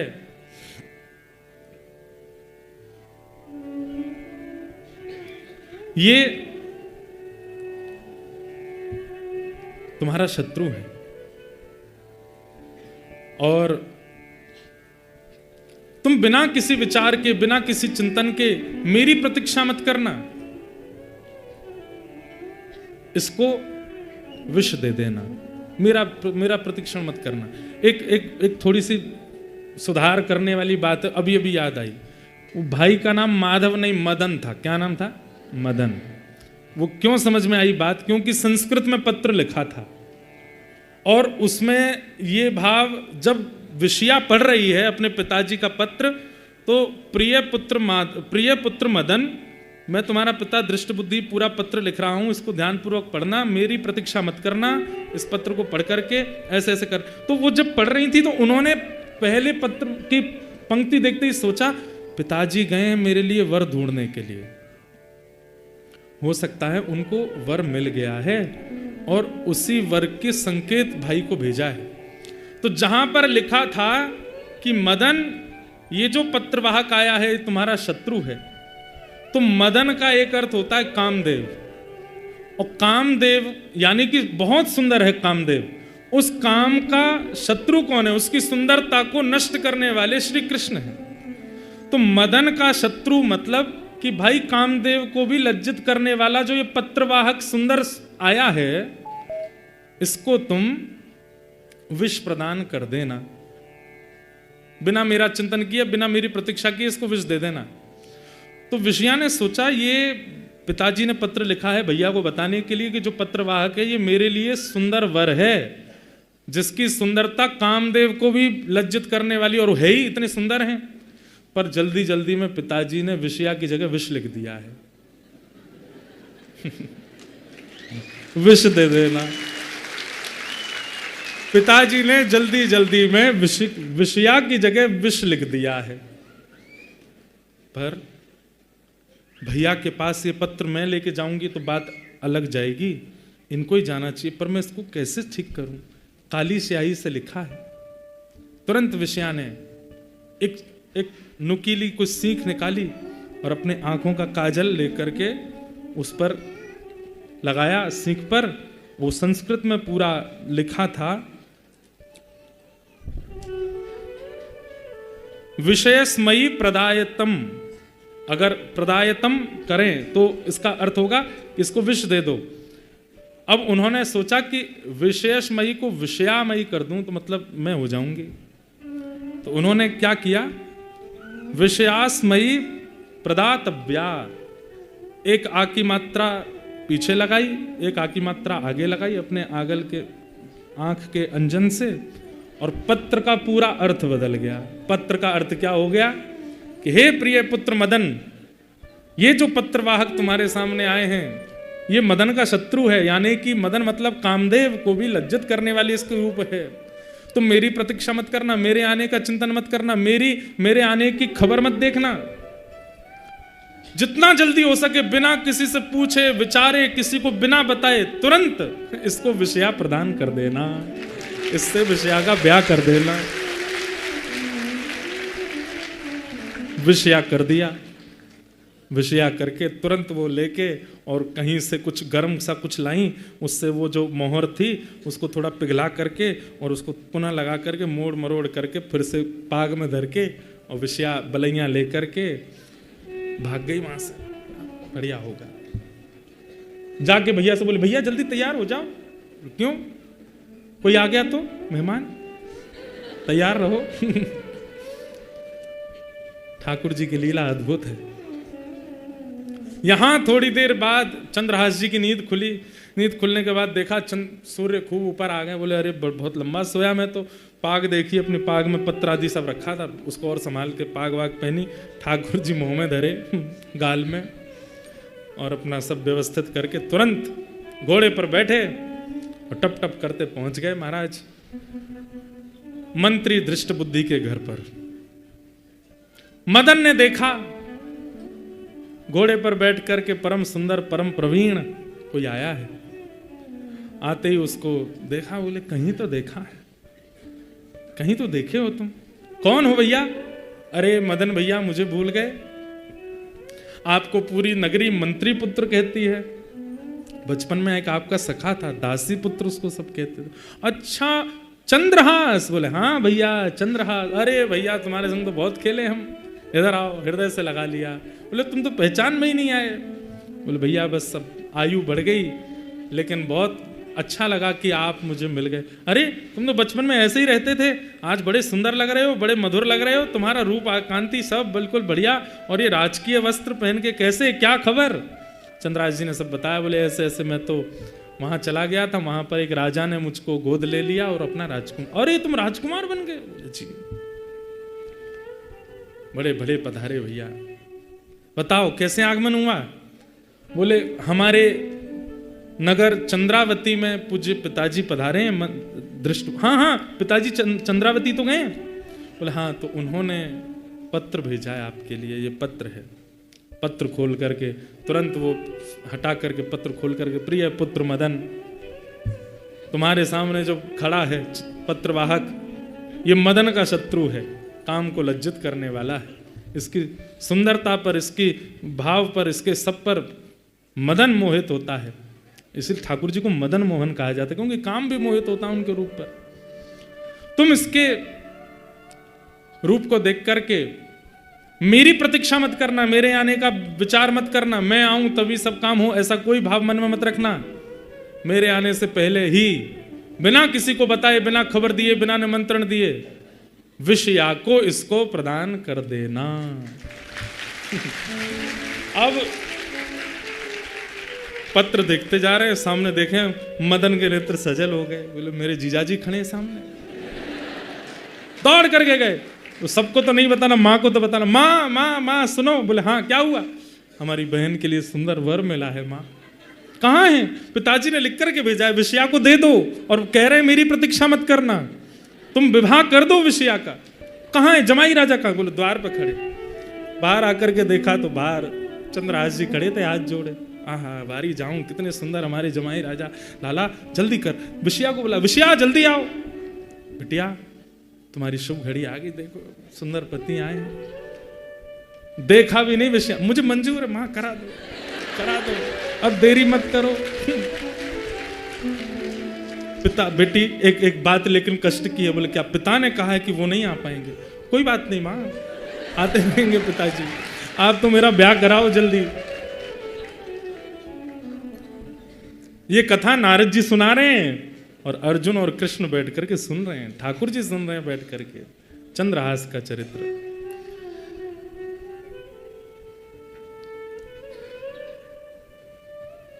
अब देखो संयोग कैसे बनते हैं।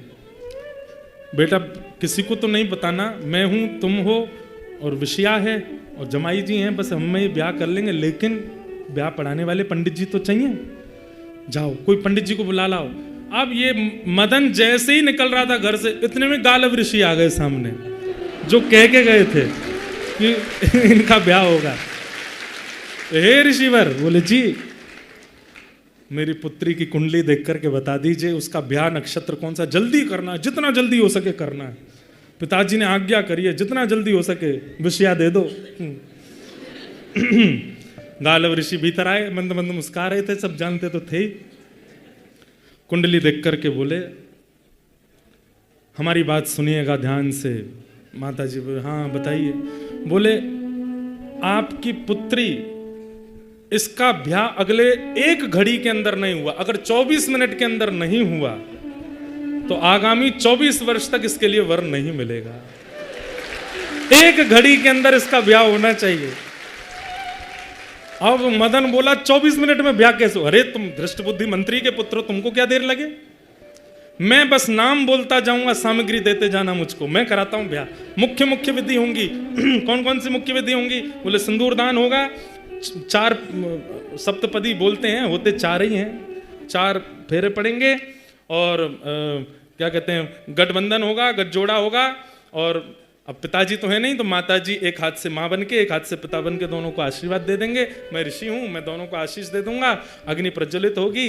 और अब देखो तुम समय गवा रहे हो, दृष्ट बुद्धि के पुत्र मदन, तुम तो केवल लगे रहो, मैं सामग्री मांगू देते जाना, आप लगिए। पिताजी तुरंत कहा, विषया जिन वस्त्रों में हो उनमें ही आ जाओ। विषया बोली मैं पहले ही तैयार बैठी थी तो मुझे पता था होना है। यहां चंद्रहास जी महाराज बोले, मैं तो ऐसे ही आया हूं, माता पिता मेरे नए नए बने हैं, उनको तो बता दो। कोई नहीं बताना, बैठो। मुझे नहीं पता था कि दृष्ट बुद्धि मुझसे इतना प्रेम करते हैं कि पत्र में लिख के भेज देंगे ब्याह कर दो। गालव ऋषि बड़े प्रसन्न हैं। यहां ठाकुर जी और अर्जुन बड़े उछल उछल करके आनंद कर रहे हैं। नारद जी कथा सुना, वाह जय हो, आनंद आ गए, आनंद आ गए। अर्जुन बोले, आनंद क्या, इस सब रचना तो आपकी है, खुद ही खुश हो रहे हो सुन सुन के। गालव ऋषि बोलते जा रहे हैं, मंत्र पढ़ते जा रहे हैं। हाँ अब भाई सुपारी लाओ। एक हाथ से लेता है, दूसरे हाथ से देता है मदन, लेते जाओ आप। अक्षत लीजिए, रोली लीजिए, चावल लीजिए, ये डलवाओ वो डलवाओ। और महाराज 4 पदी हो गई, सिंदूर दान हो गया, गठ जोड़ा कर दो। दोनों के गठबंधन जोड़ा कर दिए, जयमाल आदि जो भी करनी सब हो गई। माता जी खड़ी हो जाएं, इनके चरण स्पर्श कर लो, अब ऋषि के आशीर्वाद ले लो। बोले देखो मैं पहले नहीं बताया क्योंकि विलंब हो जाता, पर अब जिस घड़ी में तुम्हारी बहन का ब्याह हुआ है, तुम्हारे बहन अब सदा सर्वदा के लिए इसका सुहाग अजर रहेगा। ये जो तुम्हारे जीजा जी हैं ना, ये मृत्यु को प्राप्त नहीं होंगे। बोले ऐसे कैसे मृत्यु को प्राप्त नहीं हो, तो तुमको क्या करना है, ऐसे कैसे नहीं होंगे, तो नहीं होंगे, नहीं होने चाहिए। तुम्हारी बहन सदा सुहागन बनी रहे। और दूसरी बात, अभी तो ये दूसरे देश के राजकुमार हैं, परंतु भविष्य में जिस नगर के तुम मंत्री के पुत्र हो, ये वहीं के राजा बनेंगे। ये इसी नगर के एक दिन राजा बनेंगे। ठाकुर जी कैसी लीला करते। हमारा गिरधर लाल हारो नचायो नाचू, मारा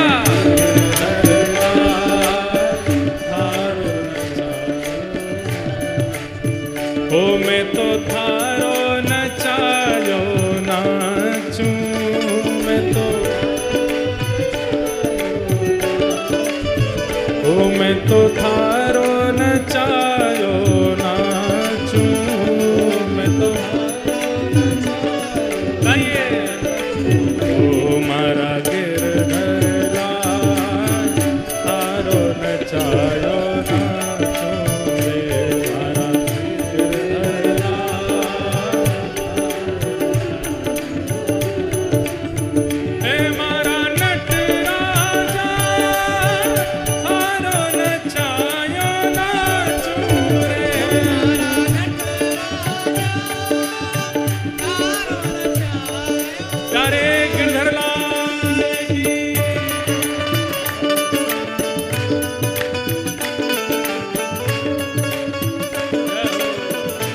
उठा के करताल बजाओ भाव से, भक्त वत्सल भगवान की।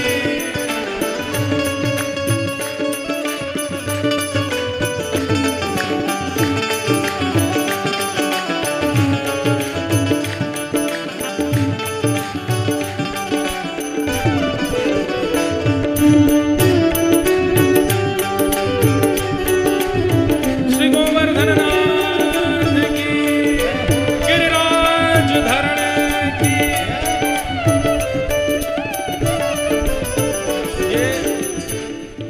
स्थिति बन गई ना बंधुओं, तो हम ही चंद्रहास हैं।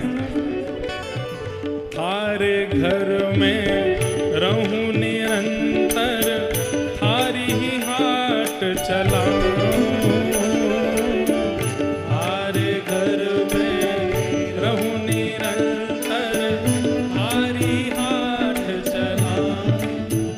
हमारा घर नहीं है, आज से अपने घर को नाम बदल दो, स्वीटीज होम आदि आदि जो भी लिख रहे हो, स्वीट होम, सब बदलो।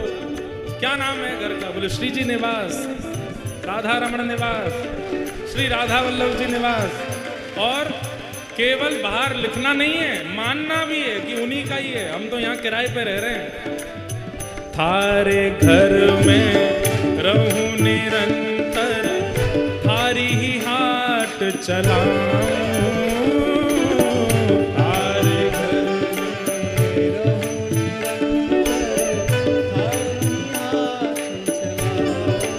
ओ थारे धन से थारे जन की, थारे धन से थारे जन की, थारे धन से थारे जन की, थारे धन से थारे, मैं सेवा टहल बढ़ाऊं बढ़ाऊं, मारा गिरधर लाल, हारो न जायो ना चूरे।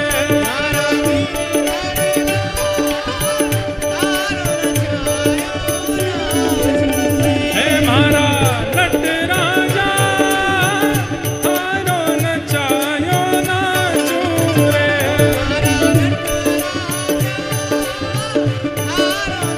और जा रंगरा कपड़ा पहरावे, वैसो ही स्वांग बनाऊं। जा रंगरा कपड़ा पहरावे, वैसो ही स्वांग बनाऊं। ओ जा रंगरा कपड़ा पहरावे, वैसो ही स्वांग बनाऊं। जा रंगरा वैसो ही स्वांग बनाऊं। और जैसो बोल बुलावे मुख सो, जैसो बोल बुलावे, ओ जैसो बोल बुलावे मुख सो। मैं वैसी बात सुनाऊं सुनाऊं, मारा गिरधर लाल, हारो न जायो ना चूरे।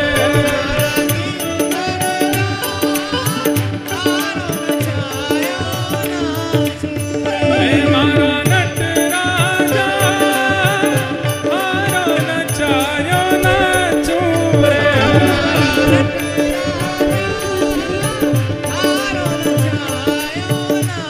बलवान कृष्ण लाल की।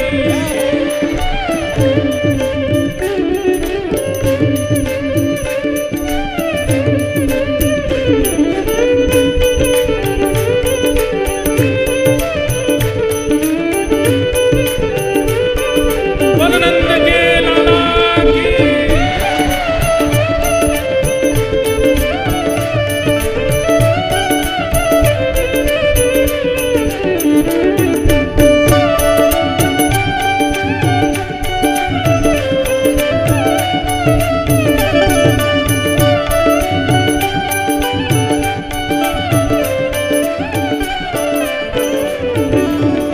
रूखा सूखा जो कछु देवे, थारे ही भोग लगाऊं।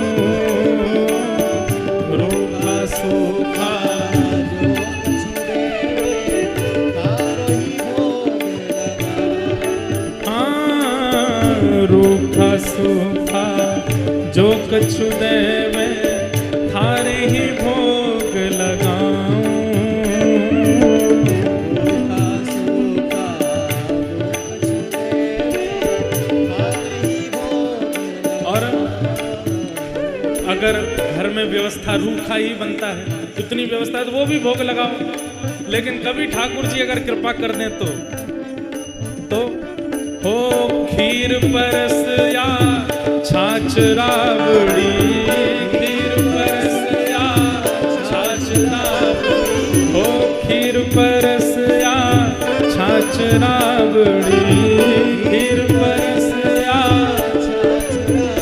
मैं सबई प्रेम से पाऊं हाँ पाऊं, मारा गिरधर लाल, हारो न जायो ना चूरे।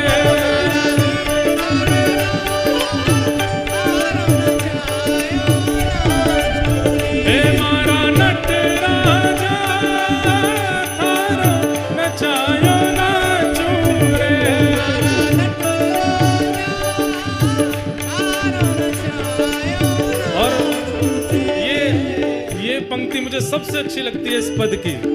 क्या? घर का प्राणी कहाँ न माने, मन मन खुशी मनाओ। घर का प्राणी कहाँ न माने, मन मन खुशी मनाओ। क्यों? मेरी बात मान लेंगे तो मुझे अच्छे लगने लगेंगे ना। मैं कहूंगा वृंदावन ले जाओ, तो अच्छा बैठो गाड़ी में चलो, तो वृंदावन जाने का सुख जो मिलेगा उसमें बार बार मन में आए कितना अच्छा है, मुझे वृंदावन लेके जा रहा है, कितना बढ़िया है, मुझे श्रीनाथ जी लेके जा रहा है, कितना बढ़िया है, मुझे जो कहते हो ले चलता है। लेकिन क्या वृंदावन ले चलो, चुपचाप बैठे रहो घर में, पूरे दिन वृंदावन जानो वहाँ जानो, कथा सुननी है। मन में क्या आएगा, कितना कठोर है, कैसो है, तो वृंदावन नहीं लेके जावे। वही बात कर रहे हैं, अच्छा है अगर घर के लोग बात नहीं मानते तो उनसे, उनके प्रति जो मोह है, जो प्रेम है, वो भी ठाकुर जी को हो जाएगा, उनसे निकलेगा। घर का प्राणी कहाँ न माने, मन मन खुशी मनाओ। घर का प्राणी कहाँ न माने, मन मन खुशी थारे इस मंगल विधान में, थारे इस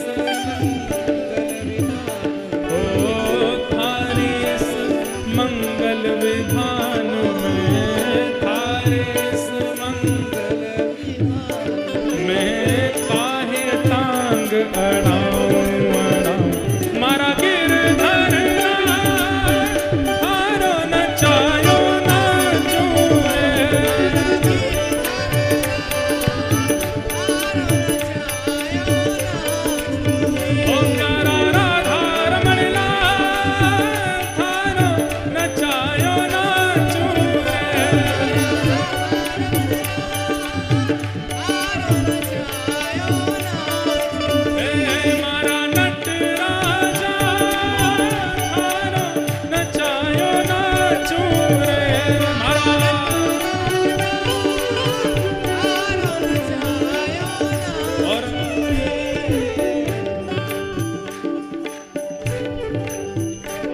है तो बहुत सारे अंतरे हैं इसमें आगे भी, पर एक दो और गा देते हैं। जो तू ठोकर मार गिरावे, लकड़ी जो गिर जाऊं। जो तू ठोकर मार गिरावे,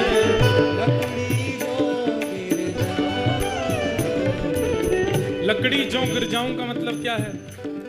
लकड़ी गिरती है तो सहारा नहीं लेती, हम गिरते हैं तो हाथ लगाएंगे, पर कैसे बचे हम, जैसे आज मैं बच रहा था।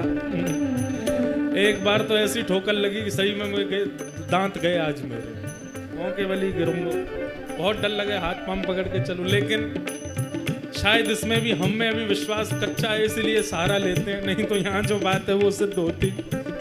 ठाकुर जी अगर ठोकर लगा रहे हैं तो गिर जाओ, बचावे की प्रयास मत करो अपने आप को। जो तू ठोकर मार गिरावे, लकड़ी जो गिर जाऊं। जो तू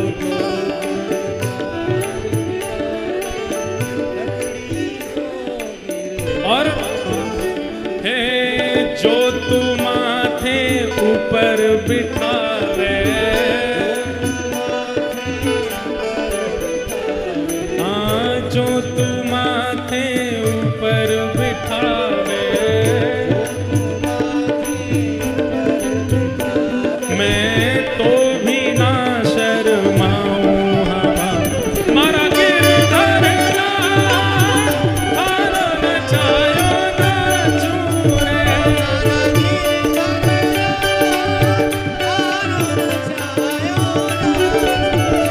मारा नट राजा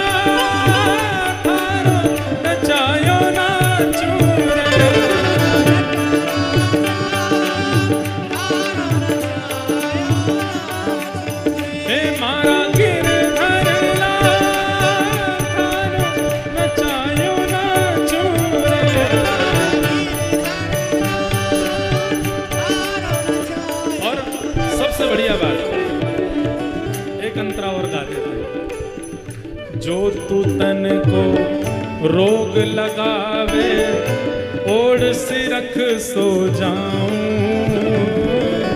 जो तू तन को रोग लगावे, ओढ़ सिरख सो जाऊं। वाह भैया, ठाकुर जी ने बुखार कर दियो है, या को मतलब ये नहीं है कि ठाकुर जी नाराज है। यूं कह रहे हैं सोवे ना है, चल तो को बुखार कर दियो, सो जा, 2-4 दिन उठियो मत, आराम कर लेने। ठाकुर जी बीमार इसलिए कर देते हैं, उनको चिंता हो जाती है हमारी। बोले वैसे तो माने ना है, दिन रात लगो रे कामन में, कछु रुके ना, इतनो काम करे, या को बुखार कर दो तो क्या करेगो, वाह बहाने से सोवेगो तो सही। ये विचार हमारे चित्त में आना चाहिए। हर परिस्थिति जो हमारे संग हो रही है, ठाकुर जी कर रहे हैं हमारी भलाई के लिए। जो तू तन को रोग लगावे, ओढ़ सिरख सो जाऊं। जो तू तन को रोग लगावे, ओढ़ सिरख सो जाऊं। और कितनी बड़ी बात। और जो तू काल रूप बन आवे, जो तू काल रूप बन आवे। अरे ठाकुर जी अगर आप मेरी मृत्यु बन करके आ गए तो, जो तू काल रूप बन आवे, जो तू काल रूप बन आवे, मैं लपक गोद में आऊं। हाँ मारा गिरधर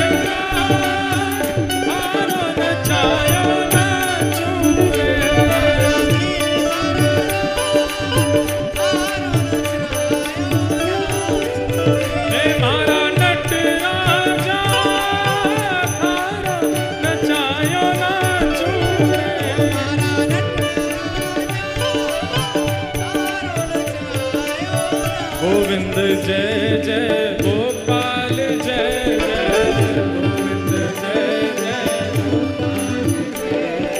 गोविंद जय जय गोपाल जय जय, गोविंद श्री राधा रमण हरि गोविंद जय जय,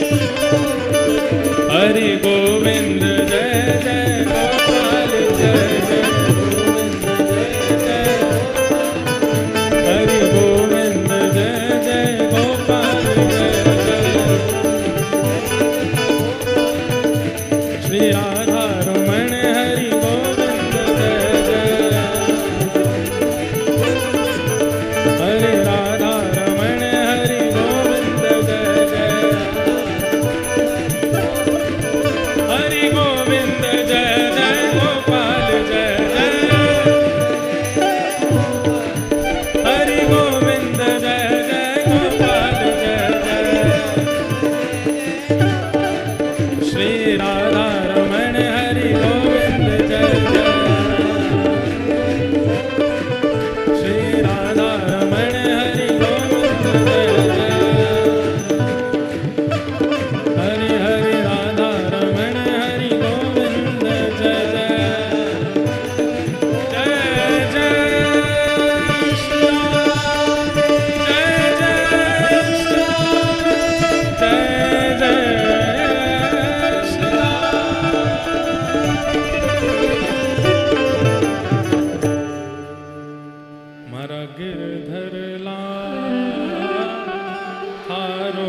छायो नाचू रे।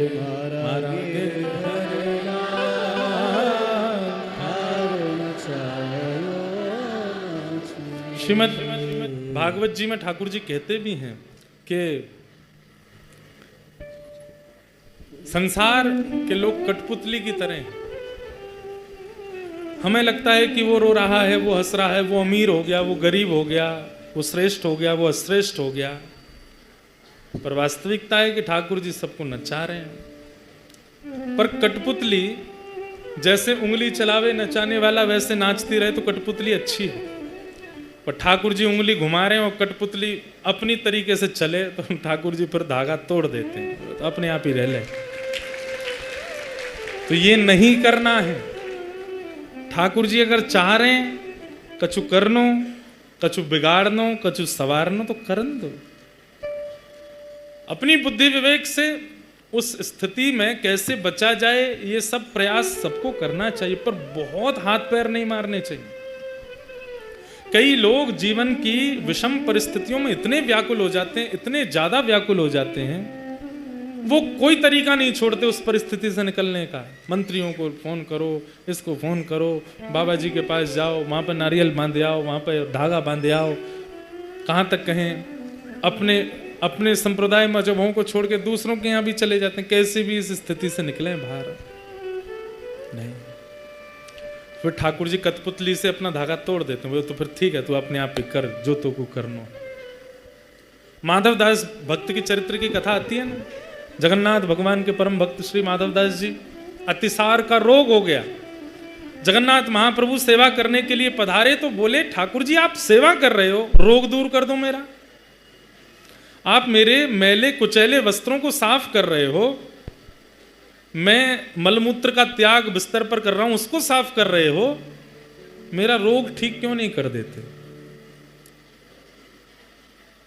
ठाकुर जी बोले, माधवदास ये प्रारब्ध जन्य भोग है जो तुम भोग रहे हो, ना जाने कौन से जन्म का है, और अगर तुम इसको नहीं भोगोगे, अगर मैं इसको अभी समाप्त कर दूंगा, मैं इसको यहीं पर विश्राम दे दूंगा, तो ये जो शेष भोग रह जाएगा जो तुम नहीं भोगोगे, उसको भोगने के लिए तुम्हें फिर से आना पड़ेगा। भीष्म पितामह बाणों की सैया पर लेटे हैं, भगवान श्री कृष्ण सामने खड़े हैं। ठाकुर जी से भीष्म पितामह का इतना सम्मान ठाकुर जी करते हैं, इतना आदर भगवान करते हैं। बाणों की सैया पर लेटे भीष्म पितामह ठाकुर जी से कह रहे हैं, नाथ मुझसे भी ज्यादा पापी, मुझसे भी ज्यादा दुष्ट लोग थे महाभारत युद्ध में, पर उनको एक एक बाण लगा, और मेरे जैसा ब्रह्मचारी मैं, त्रिकाल संध्या करने वाला मैं, आप में इतनी निष्ठा रखने वाला मैं, आज तक धर्माचरण करने वाला मैं, मेरी जैसी दर्द भरी मृत्यु पूरे महाभारत में किसी की नहीं हुई। क्यों? मुझे अपने 100 जन्मों का याद है, मैंने कुछ गलत नहीं किया। भगवान बोले 100 ही जन्म होते हैं। कितने जन्मों का याद है? 100 जन्म। 101वां याद है? भीष्म पितामह बोले तो मतलब क्या मैं 101वें जन्म का भोग रहा हूं? भगवान बोले और नहीं तो क्या। भीष्म पितामह बोले जय हो भगवान, आपकी लीला आप ही जानो। कई बार हमको लगता है व्यसन करने वाले, मांस खाने वाले, उल्टे सीधे काम करने वाले हर दिन नई नई ऊंचाइयों को प्राप्त करते जा रहे हैं, और हम नित्य भजन करने वाले, नित्य ठाकुर जी की आराधना करने, एकादशी व्रत करने वाले, हम इतने नियम से हर दिन एक कष्ट आ जाता है सामने। कई लोग उनके चित्त में तो अविश्वास आ जाता है इस भाव से कि महाराज भक्ति करने वालों को कष्ट ज्यादा देते हैं ठाकुर जी। नहीं, क्या होता है सुनो, सबके जीवन में सबको भोगना है, पर जब व्यक्ति भजन करने लगता है, नाम जप करने लगता है, कथा सुनने लगता है, तिलक स्वरूप धारण करने लगता है, ठाकुर जी सेवा करने लगता है, तो ठाकुर जी फिर कहते हैं अब ये भक्त है गयो, अब क्या करें, इसको जितने जन्मों में कष्ट भोगना है सब एक साथ भोगवा दो, एक बार में ही भोगवा दो, एक के बाद एक, एक के बाद एक के बाद सब दो, सब खत्म कर दे बेटा, एक बार में ही सब निकल जा सबसे बाहर। लेकिन उस बीच यदि वो व्यक्ति घबरा जाता है, ये मैंने क्या कर दिया, ठाकुर जी ने मेरे साथ ऐसा कर दिया, और वो फिर अविश्वास करके, तो ठाकुर जी फिर उसको रोक देते हैं, बोले नहीं बेटा अब तो तू 10 जन्मों में ही भोग। मैं तो सोच रहा था 1 में ही निकल ले तू, लेकिन नहीं निकल रहा। भगवान के द्वारा प्रदत्त की गई हर स्थिति को स्वीकार करना, यह भक्ति का स्वरूप है। ठाकुर जी कौन से जन्म का हमारा हिसाब बराबर करवा रहे हैं, कर लीजिए, नहीं तो दोबारा आना पड़ेगा। इस जन्म में इतना भजन कर रहे हैं, इतना नाम कर रहे हैं, इतनी कथा सुन रहे हैं, और इसके बाद भी हमें पुनर्जन्म लेना पड़ा, तो इसका मतलब क्या है? ये हमारे भजन का फल नहीं मिला हमको। ठाकुर जी बोले कि तुम्हारी भोग श्रेष्ठ रह गए, उसको भोगने जाओ। चंद्रहास जी का विवाह विषया के साथ हो गया। दोनों का पानी ग्रहण हो गया। गालव ऋषि बड़े खुश। बेटा पिताजी कहाँ हैं तुम्हारे? बोले पिताजी ने तो आज्ञा करी थी, पिताजी तो वहां हैं, चंदनावती नगर गए हैं कर लेने के लिए। उन्हीं का पत्र आया था कि विवाह कर दो, विषया दे दो। पत्र दिखाओगे मुझे? पत्र देखा तो विषया शब्द जैसी देखा, समझ गए। बोले विष की आज्ञा है, पर नाथ की कृपा विषया हो गया। बहुत अच्छा। गालव ऋषि वहां से चले गए। पूरे नगर में हवा की तरह बात फैल गई कि विषया कन्या, वो सबसे सुंदर थी नगर में, उसका ब्याह हो गया, गुपचुप ब्याह हो गया। लोग बाग पूछने के लिए आए तो अब मैया बैठी द्वार पर सबको बता रही है। अरे मैं क्या बताऊं, हमारे पतिदेव गए वहां, वहीं से लड़का देख लिया, लड़के के हाथ ही पत्र भेज दिया, बोले तुरंत ब्याह कर दो, वो तो आने में उनको दिन लगेंगे थोड़े। और सब ब्याह हो गया। सब लोग बोले बहुत बढ़िया। 2 4 5 दिन हो गए, यहाँ पर घर जमाई बन के बैठे हैं चंद्रहास जी, घर में खूब सेवा चल रही है, वो प्रसन्ना प्रेम से रह रहे हैं। 5 6 दिन बाद वहां जब कर की गिनती पूरी हो गई तो पिता दृष्ट बुद्धि निकले और रास्ते में सोचते जा रहे हैं अब आएगा आनंद। वहां पे नीला शव पड़ा होगा उस चंद्रहास का। पिछली बार तो बच के भाग गया था, अब की बार बच के नहीं भाग पाया होगा। मदन ने उसको बढ़िया वाला कालकूट विष पिलाया होगा। उसका शव देख करके फिर मैं आनंद करूंगा। ऋषियों की वाणी है, सत्य करनी है मुझको। एक दासी पुत्र, मेरी बेटी ब्याह करेगी उससे। जैसे ही पहुंचा कुंतलपुर, अब भीतर प्रवेश किए तो लोग बाग जो घूम रहे थे, बधाई हो बधाई हो बधाई हो, आपको बहुत बहुत बधाई हो महाराज।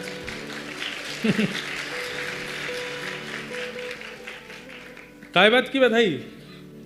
क्या हुआ भैया, तुम सब लोग बधाई क्यों दे? अरे क्या सुंदर वर भेजा आपने विषया के लिए।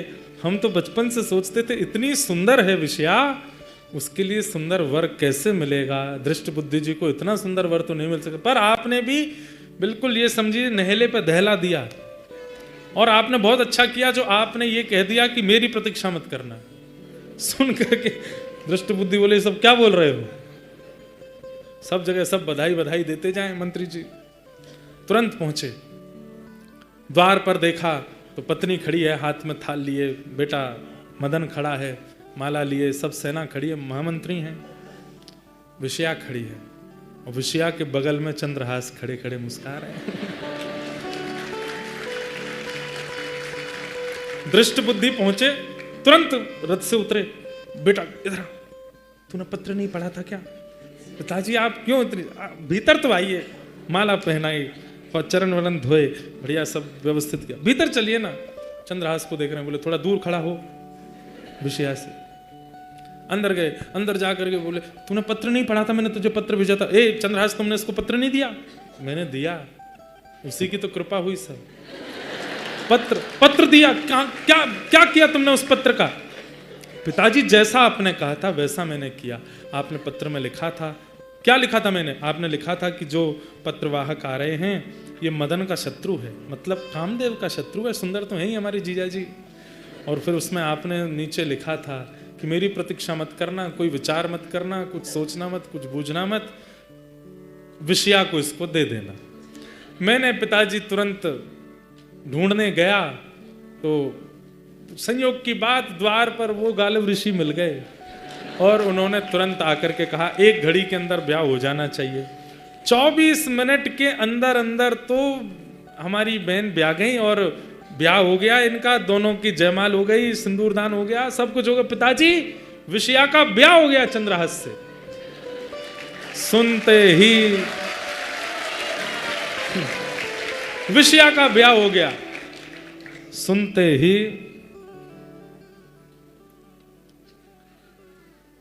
रोने लगे, ये क्या हो गया, मैंने कितना प्रयास किया था बचाने का, अरे मूर्ख ये तूने क्या कर दिया। पिताजी मुझे पता है आपको बहुत कष्ट है, मैंने आपकी प्रतीक्षा नहीं की, पर आपने लिखा था कि प्रतीक्षा मत करना, इसीलिए मैंने जल्दीबाजी में सब कर दिया। पिताजी बहुत अच्छे से सब हो गया है, बहुत बढ़िया, हमारी जीजाजी चंदनावती के राजा भी हैं। 4 दिन तक उठा नहीं बिस्तर से दृष्ट बुद्धि, बस सोचता रहा ये मैंने क्या कर दिया, ये कितना बड़ा अपराध हो गया, कितना बड़ा कष्ट मेरे जीवन में आ गया। मेरी सुंदर सुकोमला पुत्री जिसके लिए सर्वस्व मैंने किया, उसका ये भाव हो गया।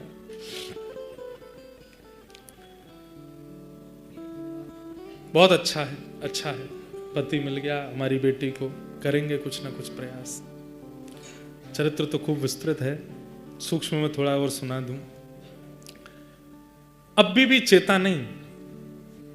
अब मतलब ये सोचिए कि इतना अपने ऊपर बात लिया है, जिस पुत्री के लिए सुयोग वर ढूंढने के लिए इसने हजारों योजनाएं बना रखी थी, उस पुत्री के लिए अब ये तक विचार करने पर आ गया कि विधवा हो जाए चलेगा, लेकिन दासी पुत्र मेरे घर में जमाई नहीं बनेगा, इसको मार के रहूंगा। जाको राखे साइया मार सके ना कोई, बाल न बांका कर सके जो जग बेरी हो। धृष्टद्युम्न ने एक योजना बनाई।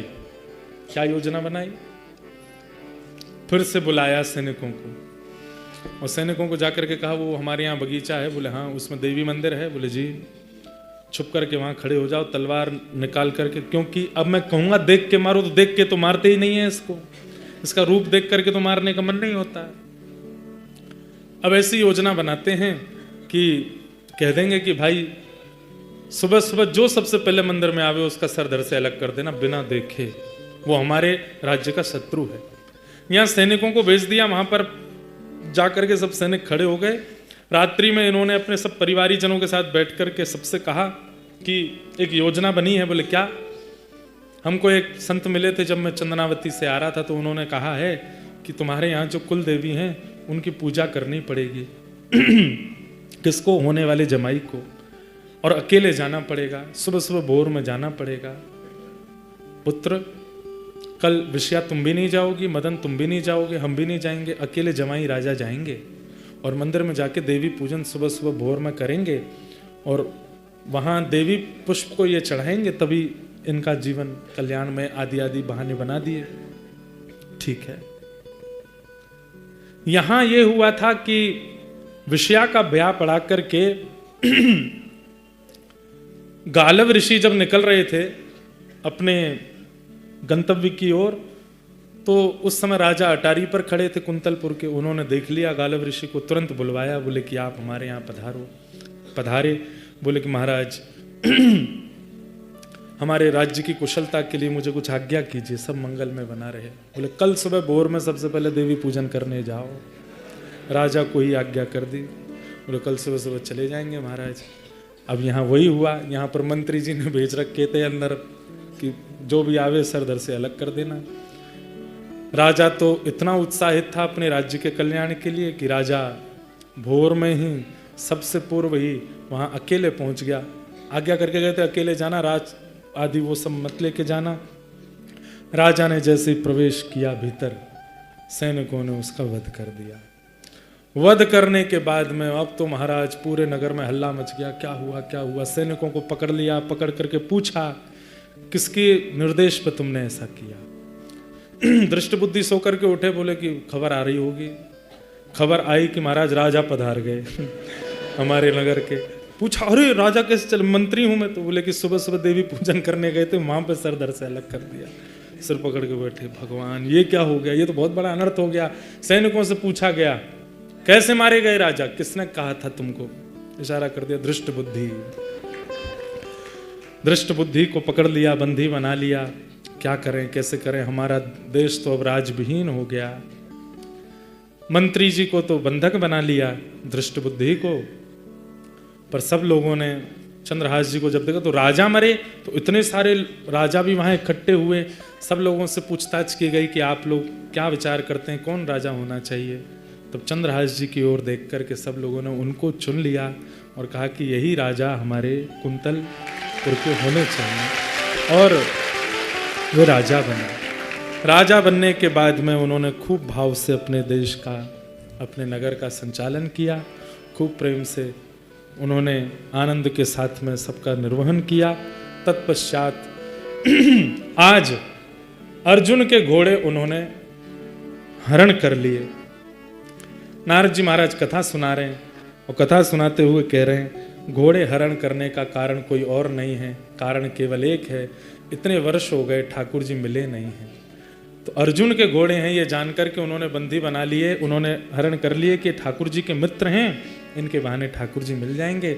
अर्जुन अब तुम भी यहाँ हो, ठाकुर जी बगल में हैं, ठाकुर जी का हाथ पकड़ करके वहाँ राजभवन में बैठे हैं। चंद्रहास ठाकुर जी से मिलवा दो।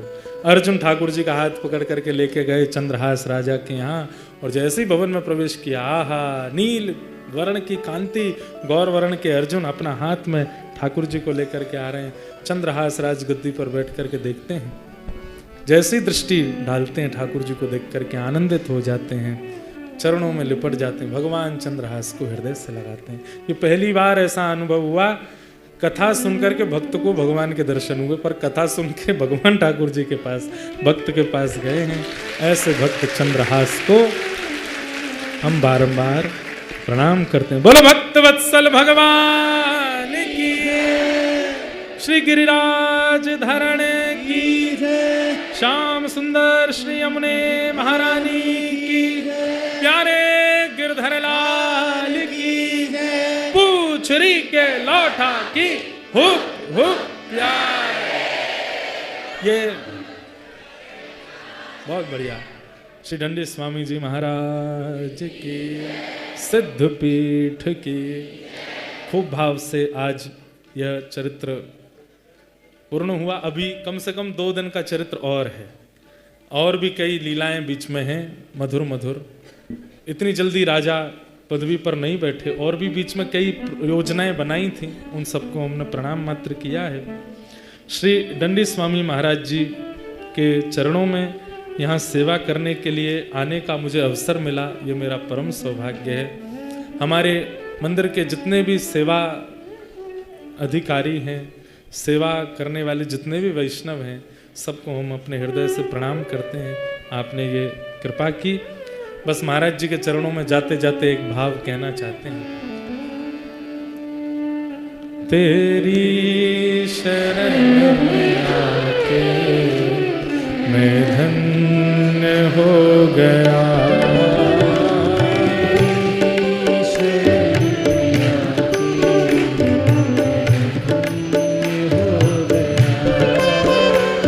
तुझको अपना बना के मैं धन्य हो गया,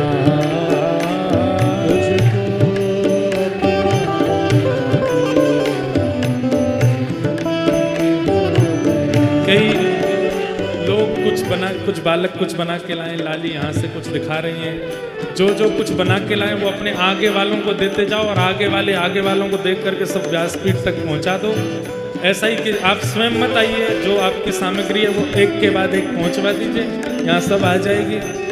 ओ जन्मों की प्यास थी जो, जन्मों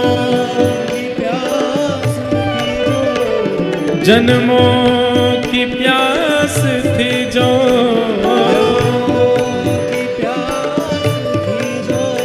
संपन्न हो गया, तेरी शरण में आके मैं धन्य हो गया।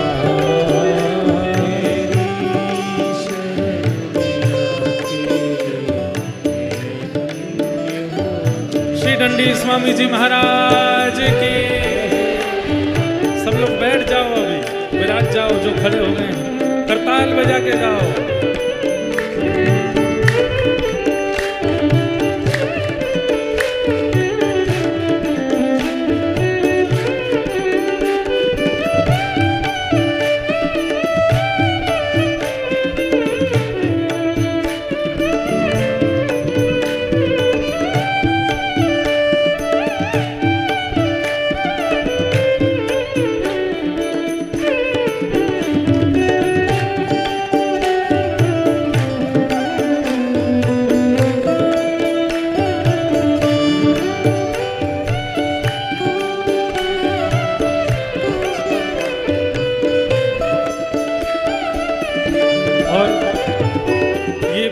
वो पूरी सिद्धपीठ के लिए सिद्ध होती है।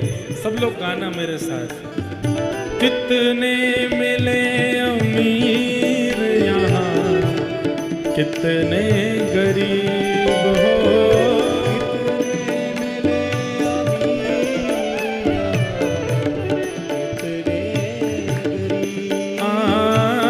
कितने मिले अमीर यहाँ, कितने गरीब हो।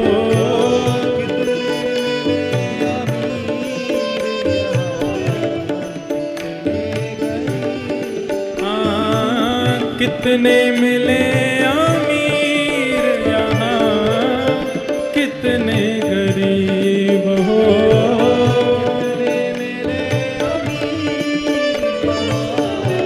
सब लोग गाना। पर आप मिल गए तो, पर आप मिल गए तो, पर आप मिल गए तो, पर आप मिल गए तो धनवान हो गया।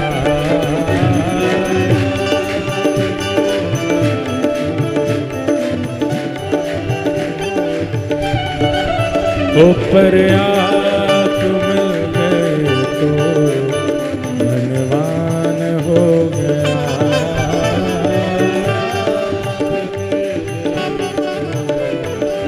और एक और बात, संत जनों के चरणों में एक ही भाव होना चाहिए। महाराज जी के चरणों में यही भाव। करना कभी ना दूर प्रभु, चरणों से आप हो। कभी ना दूर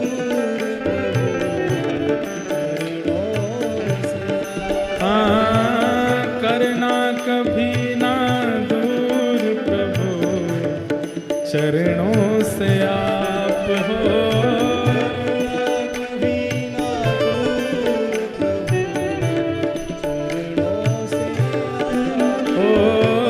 करना कभी ना दूर प्रभु, चरणों से आप हो। कभी ना दूर प्रभु,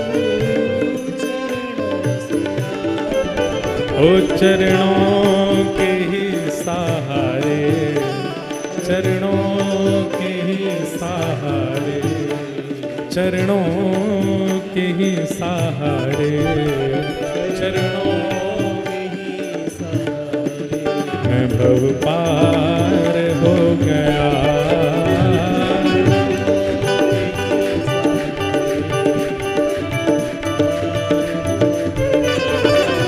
ओ चरणों